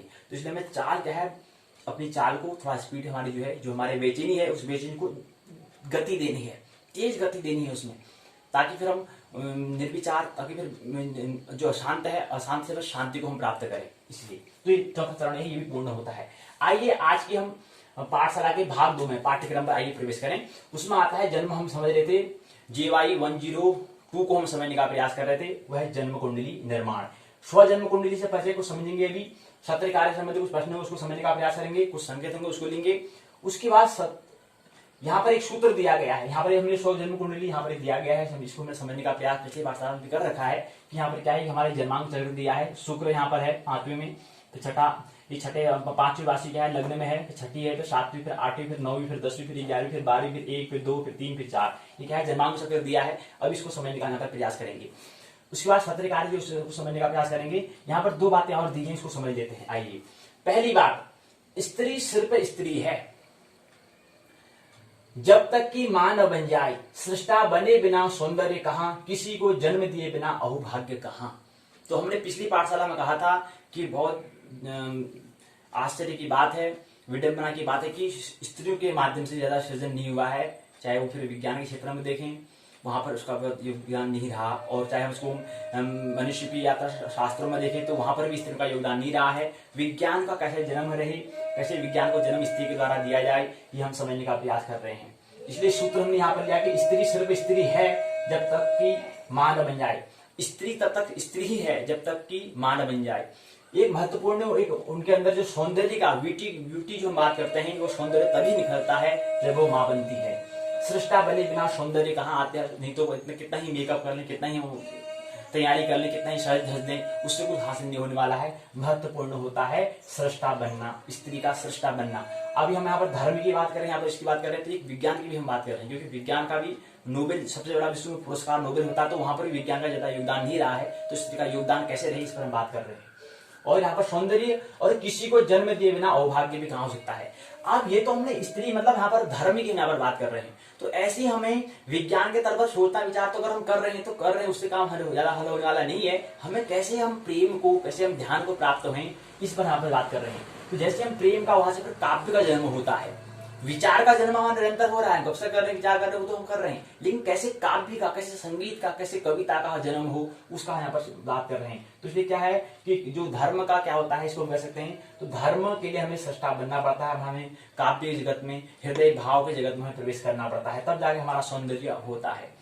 तो किसी को जन्म दिया, इसलिए हम इसको स्त्री के माध्यम से समझा कि स्त्री सिर्फ स्त्री है जब तक कि मां न बन जाए, सृष्टा बने बिना सौंदर्य कहां, किसी को जन्म दिए बिना अभाग्य कहां से होगा। जैसे हमारा काव्य आता है, तो काव्य कोई भी अगर हम काव्य कोई भी कविता को गाते हैं, तो वहां पर हमें आविर्भाव मतलब अभाग्य की हमें यहाँ पर एक फीलिंग अनुभव होती है, परमात्मा का अहोभाव आता है, उनके लिए हम बहुत आभारी हैं, ऐसा आभार प्रकट हम करते हैं। तो एक आप कुछ हमने क्या कर लिया, कुछ हमने सौंदर्य का हमारा क्या हुआ, कुछ हमने सृष्टा हम बने, कुछ हमने उपलब्धि, कुछ हमने सृजन किया, हम सृष्टा बने, ऐसा हमको लगता है, तब जाके हम अहोभाव आता है, तो हम आभारी होते हैं, आभार प्रकट करते हैं, धन्यवाद की हम बात आती है, शुक्रिया की बात हमारे हृदय से निकलती है।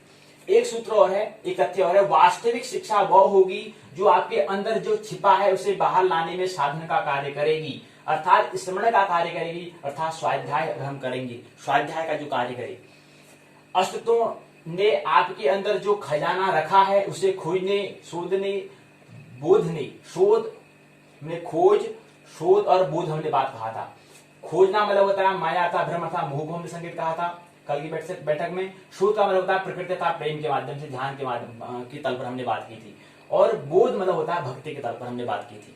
मस्तिष्क, हृदय और नाभि तल पर हमने ये 3 बात की थी। तो उसे जो परमात्मा ने, जो अस्तित्व ने आपके अंदर जो खजाना रखा है, उसे खोजने के लिए आपकी सहायता करे। वो वास्तविक शिक्षा तब होगी, कह रहे हैं, जब हमारे क्या करें, अंदर जो हमारा रखा हुआ जो हुनर है, जो शिक्षक के माध्यम से जो हमारा हुनर बाहर निकलेगा, वो वही वास्तविक शिक्षा कहलाएगी। नहीं तो और शिक्षा केवल इन्फॉर्मेशन, सूचनाएं ही रहेगी, जानकारी रह जाएगी। जिसमें आप प्रकाशित होंगे, जिसमें आप झूमेंगे, नाचेंगे, गाएंगे, मुस्कान से बस एक काव्य के भांति एक आनंद बहुत से जीवन जिएंगे, दूसरों अपना भी आनंद देंगे, दूसरों को भी आनंदित करेंगे। अभी क्या हो रहा है, अभी आप भी दुखी हो, दूसरों को भी दुखी दे रहे हो। लेकिन याद रखना, किसी के दुखी से कोई दूसरा व्यक्ति दुखी नहीं होता है, किसी के सुखी से दूसरा व्यक्ति सुखी नहीं होता है। ये दोनों सूत्र याद रखना चाहिए। हाँ, तीसरा व्यक्ति अगर आनंदित है तो तीसरा व्यक्ति तो आनंदित हो सकता है, क्योंकि दुख कोई व्यक्ति ले नहीं सकता। वो व्यक्ति है, अगर सुखी रहना चाहे तो अभी सुखी रह सकता है, अगर अभी नहीं चाहता तो अभी दुखी है तो दुखी ही रह सकता है। उसकी इच्छा पर निर्भर करता है। अगर वो दुखी ही रहना चाहता है तो दुख ही ग्रहण करेगा, अगर सुखी रहना चाहता है तो सुखी ही रहेगा। वो दूसरे व्यक्ति से क्या प्राप्त करता है वो व्यक्ति पर निर्भर करता है। इसलिए हम किसी का, हमारा सबसे बड़ा मित्र और शत्रु कौन है? हम ही अपने मित्र होते हैं, हम ही अपने शत्रु होते हैं। ये सूत्र आपने समझा होगा। बुद्ध के माध्यम से किसी जो बुद्धत्व को प्राप्त हुए व्यक्ति हैं, वो भी यही कहते हैं कि सबसे बड़ा हम ही अपने मित्र होते हैं, हम ही अपने शत्रु होते हैं। क्योंकि हम कर्म कौन सा कर रहे हैं, उसका फल ही वो लौट के, प्रतिफल हमारे कर्म वही लौट के हमारे पास आता है। इसलिए हम दुखी और सुख का परिणाम हमें मिलता है। तो ये ख्याल रहे, जिसमें आप प्रकाशित होंगे, झूमेंगे, नाचेंगे, गाएंगे। प्रसारण हमने बताया, प्रसारण कहां पर हो रहा है? प्रसारण बीजेपी स्वाध्याय यूट्यूब द्वार पर हो रहा है। प्रस्तुति भूमंच ज्योतिष पाठशाला के द्वारा, संस्था के द्वारा यहाँ पर क्या हो रहा है? प्रस्तुति की जा रही है। प्रस्तुतकर्ता ज्योतिर्मयी हेमचंद्र बेलवाल और ध्येय क्या है? ज्योतिर्गमय। प्रकाशित मतलब प्रकाशमान। हम कैसे प्रकाशमान, कैसे हम स्टार बने, कैसे हम प्रकाशित, जैसे सूर्य प्रकाशित कर रहा है, वसुधा को प्रकाशित कर रहा है, ऐसे हम अपने जीवन को कैसे प्रकाशमान करें और उससे दूसरी भी हमारे व्यक्तित्व से प्रेरणा ली, कैसे प्रेरणा ले, कैसे वो भी स्टार बनने का प्रयास करें, ये समझने का प्रयास यहाँ पर हमने किया। अब आइए स्वजन्म कुंडली से परिचय और सत्र कार्य पूछे गए प्रश्न उसको लेते हैं। उसके बाद आज की पाठशाला को हम विराम देंगे। उसके बाद फिर कल की पाठशाला में हम समझने का जो सूत्र हमने बताया था कि यहाँ पर कंप्यूटर, एक चीज यहाँ पर और समझ लेते हैं कि हमने कंप्यूटर के बारे में यहाँ पर कहा था कि हम यहाँ पर कंप्यूटर टेक्नोलॉजी को समझने का प्रयास करेंगे। वहां पर एक सूत्र, एक प्रश्न पूछा गया, इसको लेते हैं। इसके बाद फिर अपने ज्योतिष के जो भाग 2 इसको समझेंगे। एक प्रश्न पूछा है, भाग 1 का है, पाठ्यचर्या के अंतर्गत प्रश्न पूछा गया है। प्रश्न पूछा है कि कंप्यूटर अकाउंटेंसी में करियर बनाना चाहता हूँ। प्रश्न पूछा है कि मैंने 12वीं उत्तीर्ण की है और कंप्यूटर अकाउंटेंसी में करियर बनाना चाहता हूं। तो यहाँ पर मित्र आलोक पांडे से पूछा गया है, जो मोटिवेशनल स्पीकर और करियर काउंसलर हैं, उनसे प्रश्न पूछा गया है। और मित्र का नाम है मोहित शर्मा, उनने प्रश्न पूछा है आलोक पांडे से। तो मोहित शर्मा कहते हैं कि मैंने 12वीं उत्तीर्ण कर ली है, कंप्यूटर अकाउंटेंसी के क्षेत्र में मैं करियर बनाना चाहता हूँ, उसमें कर्तव्य निभाना चाहता हूँ। तो उसके लिए हमारे जो उसके आलोक पांडे हैं उसके उत्तर देते हैं। कहते हैं, उत्तर दे रहे हैं कि प्रश्न का उत्तर दे रहे हैं, कंप्यूटर अकाउंटेंसी में युवाओं का फ्यूचर बहुत अच्छा है। सरकारी और प्राइवेट दोनों फील्डों में जॉब के ढेर सारे अवसर उपलब्ध हैं, क्योंकि आजकल मॉल्स, शोरूम, बीपीओ या फैक्ट्रीज के अलावा चाहे कोई भी बड़ी कंपनी हो या छोटी कंपनी हो, उन्हें अकाउंट्स के लिए bank office accountants, executive accounts assistants, finance executive या अकाउंटेंस मैनेजर की क्या होती है, हर समय जरूरत होती है। अगर आप किसी भी स्ट्रीम से, किसी भी कला या साइंस माध्यम की स्ट्रीम से हैं, माध्यम स्ट्रीम से अगर आपने 12वीं की है या ग्रेजुएशन आपने उत्तीर्ण, स्नातक आपने किया है, तो कंप्यूटर अकाउंटेंसी का यह कोर्स आप कर सकते हैं। क्यों? क्योंकि इसके लिए फाइनेंशियल बैकग्राउंड का होना जरूरी नहीं है। फाइनेंस मतलब होता है वित्तीय, बैकग्राउंड मतलब होता है जो वित्तीय संबंधी, मतलब जो वित्त मतलब पैसे संबंधी, अर्थशास्त्र संबंधी जो विषय हो, उसका बैकग्राउंड होना अनिवार्य नहीं है। इसलिए आप भी इसको कोर्स कर सकते हैं। हालांकि आजकल कॉमर्स और फाइनेंस की पढ़ाई करने वालों के लिए कंप्यूटर अकाउंटिंग का ज्ञान रखना बहुत जरूरी हो गया है। ये कोर्स 1 से 2 वर्ष की अवधि के होते हैं। इन कोर्सों को करने के बाद युवाओं को किसी भी कंपनी में शुरुआत में 10 से 12 हजार की जॉब मिल सकती है, 10 से 12 हजार का वेतन या तनख्वाह मिल सकती है। ये सूत्र यहाँ पर मोहित ने प्रश्न पूछा था, मोहित शर्मा ने प्रश्न पूछा, इसका उत्तर आलोक पांडे ने दिया, जो मोटिवेशन स्पीकर और करियर काउंसलर हैं, 19 का उत्तर दिया। ये प्रश्न हमने, क्योंकि यहाँ पर हम टेक्नोलॉजी की बात कर रहे हैं तो उससे संबंध हमने यहाँ पर प्रश्न लिया, इसलिए इसका जिक्र करना अनिवार्य था, हमने इस पर जिक्र किया। तो आइए अब इसके संबंध यहाँ पर कुछ बातें और समझते हैं जो हम बता रहे थे। दूसरी बात यह है, ज्योतिष के बारे में बात हम कर रहे थे कि यहाँ पर हमने कहा जन्म कुंडली के अंदर हमने बताया जन्म कुंडली क्या है। यत्र यत्र ब्रह्मांडे तत्र पिंडे, हमने समझने का प्रयास किया था। कुंडली में 12 राशियां होती हैं, ये हमने कहा था। लग्न क्या होता है, समग्र ब्रह्मांड का नक्शा बनाना हो तो उस तारीख उस समय का नक्शा बनाने से पहले एक दिशा निश्चित कर लें, उसे अंकित करके उसे अंकित करना अत्यंत आवश्यक होता है। अन्यथा आकाश के नक्शे पर उत्तर से दक्षिण पूर्व पश्चिम का कुछ भी अनुमान नहीं रहता है। इसी प्रकार जब कोई बालक जन्मता है तो उस समय बालक के जन्म स्थल से पूर्व क्षितिज में आकाश की 12 राशियों में कौन सी राशि दृश्यमान थी, उस राशि को जातक की पृथ्वी पर जन्म प्रवेश के समय की स्पर्श राशि या लग्न राशि के रूप में जाना जाता है। 12 खानों वाली ब्रह्मांड स्वरूप कुंडली में इस राशि को पूर्व दिशा में लिखकर उस राशि को उस जगह पर राशि के अंक द्वारा लिख लिया जाता है। तत्पश्चात बाकी रही 11 राशियों को घड़ी की गति की उल्टी दिशा, घड़ी की उल्टी दिशा होती है एंटी क्लॉक अर्थात वामावर्त, घड़ी घूमती है दक्षिणावर्त, लेकिन घड़ी के ठीक विपरीत जो कह रहे हैं तो घड़ी के ठीक विपरीत क्या होता है, वो होता है उल्टी दिशा। गति की उल्टी दिशा होती है एंटी क्लॉक होता है।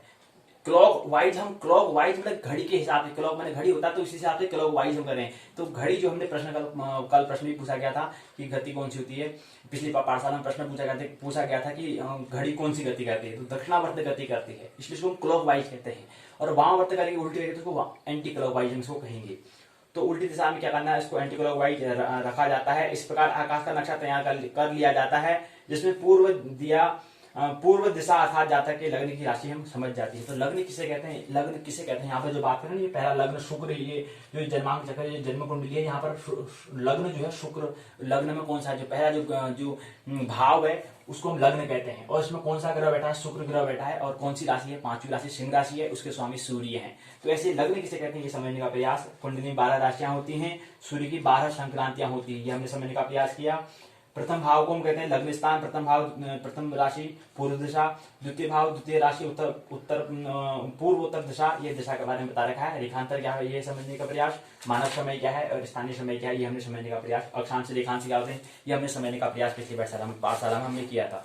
उसके बाद फिर हमने ये बताया था कि सौभ्रजय के बारे में समझा था कि तिथि क्या है, चतुर्दशी है, वार मंगलवार है, नक्षत्र पुष्य है, योग सिद्धि है, कर्ण भद्रा वृष्टि है, हेमचंद्र नाम है, हूं से दे रखा है। विक्रम संवत 2056, साकेत 1921, पक्ष कृष्ण, मास सौन, नाड़ी क्या है, मध्य नाड़ी है, गति 25 है, माह अगस्त है, तारीख 10 सन 1999, राशि कर्क, ऋतु वर्षा है। ये समझने का प्रयास हमने यहाँ पर दिया था। कुछ गणना कर रहे थे तो गणना करने के बाद जिस दिन हमने गणना करी थी उस दिन 6940 दिन हो गए थे। ये गणना हमने जब करी थी, पूरी गणना हमने करी थी, पूरा एक दिन का हिसाब 100 दिन पूरी गणना करी तो टोटल दिन कितने आते, 6970 दिन आ रहे थे। तो ये 7900 तो इतने दिन हो जाते हैं। तो दिन के बारे में दिन मतलब दिवस की यहाँ पर बात कर रहे हैं, ये हमने समझने का प्रयास यहाँ पर किया था। कुछ सूत्र ये हैं। उसके बाद ये है कि जन्म कुंडली के बारे में बता रखा है। दिवा रक्षतु आदित्यो रात्रो रक्षतु चंद्रमा, सायंकाले स्वयं विष्णु यस्यैषां जन्मपत्रिका, जन्नी जन्म संख्यानां मंदिं कुल संबदां पदवी पूर्व पुण्यानां लिखिते जन्मपत्रिका। संवत 2026, साके 1921, श्रवण कृष्ण पक्ष चतुर्दश्याम तिथु, कर्क राशि 25 गते, भोमवार, शोर दिन 30 घटी 41 पल, जन्म समय दिवा घटी 5 घटी 45 पल, जन्म नक्षत्र 8वीं है, पुष्य नक्षत्र है, राशि 4थी है, अंश के 2 चरण है, अंश के 2 चरण, अंश के 2 चरण के 1, लग्न 5वां है, राशि है जो सिंह, ये बता रखा है। अक्षर पर से हु से हुआ है, हु शब्द हु अक्षर से जो हम नक्षत्र जन्म नक्षत्र के चरणाक्षर की बात कर रहे थे तो अक्षर कौन सा है, हु है। तो समय जो बता रखा मानव समय के हिसाब से 7:45 ये हमने समझने का प्रयास यहाँ पर कर रहे हैं। स्व परिचय को समझने का प्रयास यहाँ पर कर रहे हैं। उसी क्रम में फिर यहाँ पर एक क्रम और बात आती है, ये है कि नाम बता दिया। हेमचंद्र बीरवाल है, लिंग पुरुष है, जन्म तिथि 10/8/1999, 10 अगस्त 1999 मंगलवार है, जन्म समय मानक समय 7:45, इष्टकाल 5 घटी 14 विपल है, देश विभाग इंडिया हो गया, जन्म स्थान नैनीताल उत्तर प्रदेश हो गया, अक्षांश 29 अंश 23 कला, उसका रेखांश 79 27 कला 79 अंश 27 कला हो गया। मानक रेखांश जो है 82 अंश 30 कला। स्थानीय समय संस्कार 12 अंश 12 कला। स्थानीय जन्म समय 7:32 सांपातिक काल क्या है? सांपातिक काल 4:45 17 सूर्योदय स्थानीय जो है 5:26 सूर्यास्त स्थानीय 18:39 सूर्योदय मानक समय के हिसाब से 5:39 सूर्यास्त मानक समय 18:51 है। तिथि चतुर्दशी है, पक्ष कृष्ण है, शालिवाहन संवत जो है 1920-1921 है, विक्रम संवत है 2056 से 2056 है, विक्रम संवत 2055 से 2056 है। योग क्या है? सिद्धि है। अयनांश NC लाहिरी जो है 23 अंश 51 कला 4 कला है। सूर्य राशि पाश्चात्य जो है सिंह है। लग्न और लग्नाधिपति कौन है? लग्न सूर्य है और उसके लग्नाधिपति लग्न जो है सिंह राशि है, लग्न के अधिपति जो है सूर्य है। राशि और राशि के स्वामी राशि कर्क है और उसके स्वामी चंद्रमा है। नक्षत्र चरण क्या है? पुष्य है। नक्षत्र पुष्य है, 8वां नक्षत्र है, चरण 1 है। नक्षत्र के स्वामी शनि है। नक्षत्र के स्वामी कौन है? शनि है। दशा का भूग्य काल विंशोत्तरी दशा तथा महादशा जो है इस समय का यहाँ बता रखा है कि शनि 16 वर्ष 4 माह 29 दिन का है। घात चक्र राशि कर्क माह पौष तिथि 2 7 12 वार बुधवार नक्षत्र अनुराधा योग व्याघात कर्ण नाग प्रहर 1 चंद्र 2 स्त्री जो है स्त्री चंद्र 9 उसका अवक हटा चक्र वर्ण ब्राह्मण हो गया, हंसक वारी हो गया, वर्ष जलचर हो गया, नक्षत्र पुष्य हो गया, चरण 1 हो गया, वर्ग मेष हो गया, अक्षर हूं हो गया, योनि मेष हो गया, गण देव हो गया, युंज मध्य हो गया, नाणी मध्य हो गया, अयन दक्षिण हो गया, गोल दक्षिण हो गया, ऋतु वर्षा होगी। ये समझने का प्रयास हम 100 जन्म कुंडली को समझने का प्रयास कर रहे हैं। फिर निर्णय इसी क्रम में बताया है, निर्णय ग्रह स्पष्ट के बारे में बता रखा है। फिर यहाँ पर बताया कि लग्न कुंडली के बारे में, नवमांश के बारे में, चंद्र कुंडली के बारे में, निर्णय भाव चलित के बारे में यहाँ पर बताया है। इसी क्रम में आगे शाइन ग्रह स्पष्ट के बारे में यहाँ पर बताया है। अगले क्रम में दृष्टि एवं ग्रह योग के बारे में यहाँ पर बताया है। दृष्टि योग और ग्रह योग क्या होते हैं इसको समझाने का प्रयास यहाँ पर किया है। इसी क्रम में निर्णय भाव स्पष्ट, भाव आरंभ, भाव मध्य, इसके बारे में समझाने का प्रयास। इसके अंतर्गत निर्यण भाव चलित और चलित के बारे में यहाँ पर बताया है। ये 2 कुंडली यहाँ पर दी है, निर्यण भाव चलित और चलित। ये हमने समझने का प्रयास यहाँ पर कहा था कि भाव क्या होते हैं? चलते होते हैं। तो इसलिए मैंने भाव को यहाँ पर चलित और निर्यण चलित जो हमने कहा था वहां पर, तो वो इसी को यहाँ पर समझाने का प्रयास यहाँ पर किया है कि निर्यण भाव चलित और चलित। जो हमने वहां पर जन्म कुंडली निर्माण के लिए जो उत्तराखंड मुक्त विश्वविद्यालय का जो पाठ्यक्रम था उससे संबंधित कितना चीज यहाँ पर दिया है उसको समझने का प्रयास यहाँ पर हम कर रहे हैं। तो निर्यण भाव चलित और चलित क्या है इसको समझने का प्रयास यहाँ पर कर रहे हैं। यहाँ पर हमने सुदर्शन चक्र दे रखा है, पहला चक्र, दूसरा चक्र, तीसरा चक्र यहाँ पर दिया हुआ है। इसको सुदर्शन चक्र इसलिए कहते हैं। सुदर्शन, दर्शन मतलब होता है देखना, सुंदर जो दिखा है वो सुदर्शन कहलाता है। नैसर्गिक मैत्री के बारे में यहाँ पर दिया है, तात्कालिक मैत्री के बारे में, पंचता मैत्री के बारे में यहाँ पर दिया हुआ है। इसी क्रम में क्या है? राशि, उसका होरा, उसका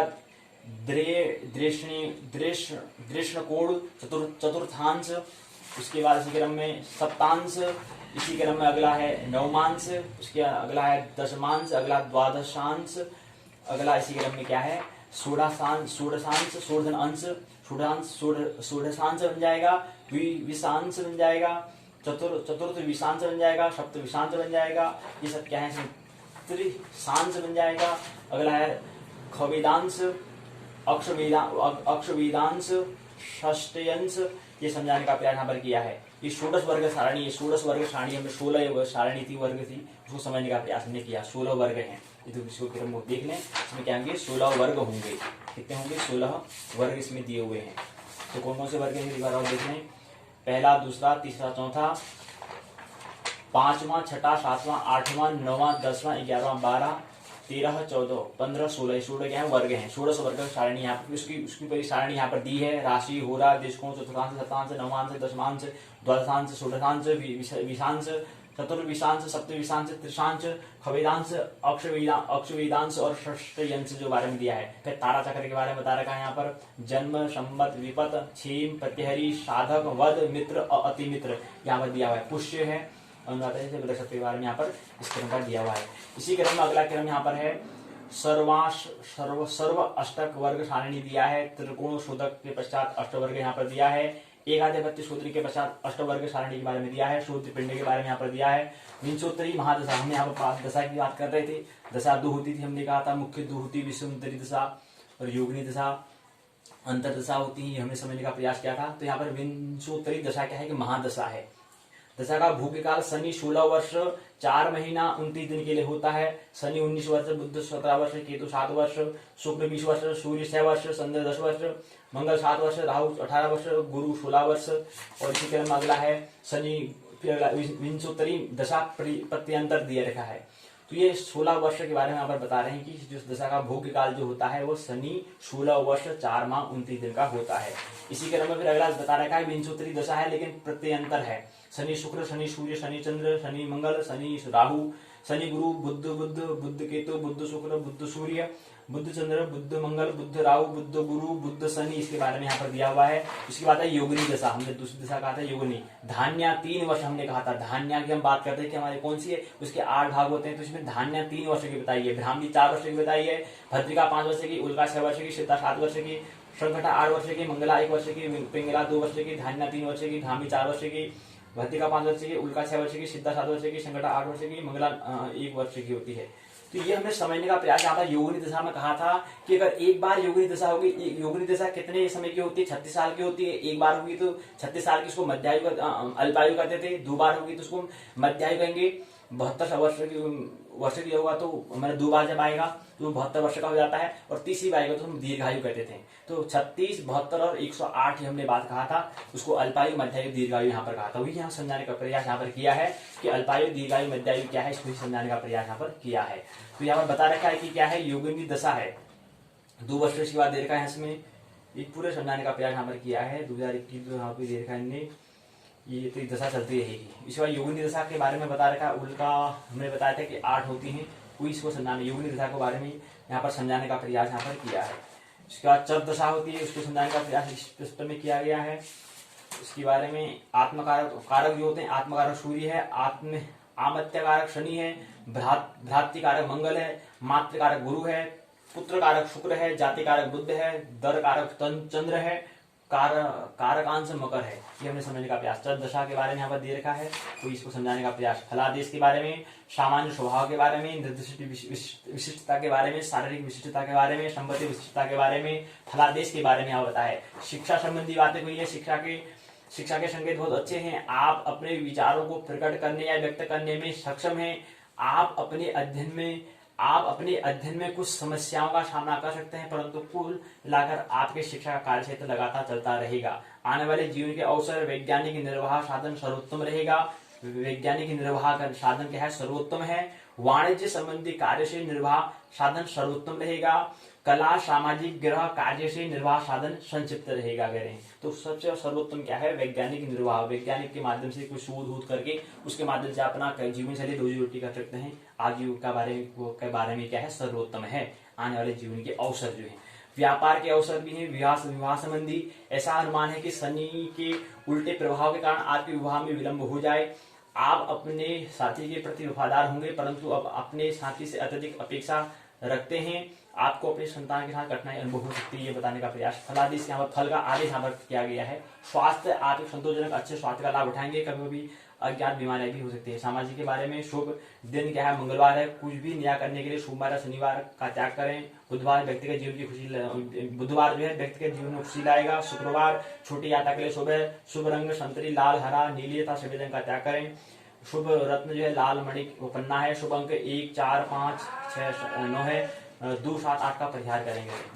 तो ये ग्रह दृष्टि विचार यहाँ पर दे रखा है। सूर्य का मंगल, सूर्य का शनि, सूर्य का यूरेनस अरुण, चंद्र का बुध युति है, चंद्र का स्क्वायर गुरु है, चंद्र का ऑपोजिट नेपट्टून है और वरुण है, मंगल ऑपोजिट शनि है। इस ग्रह दृष्टि विचार, मंगल से स्क्वायर यूरेनस, बुध स्क्वायर गुरु, बुध ऑपोजिट नेपट्टून अरुण है,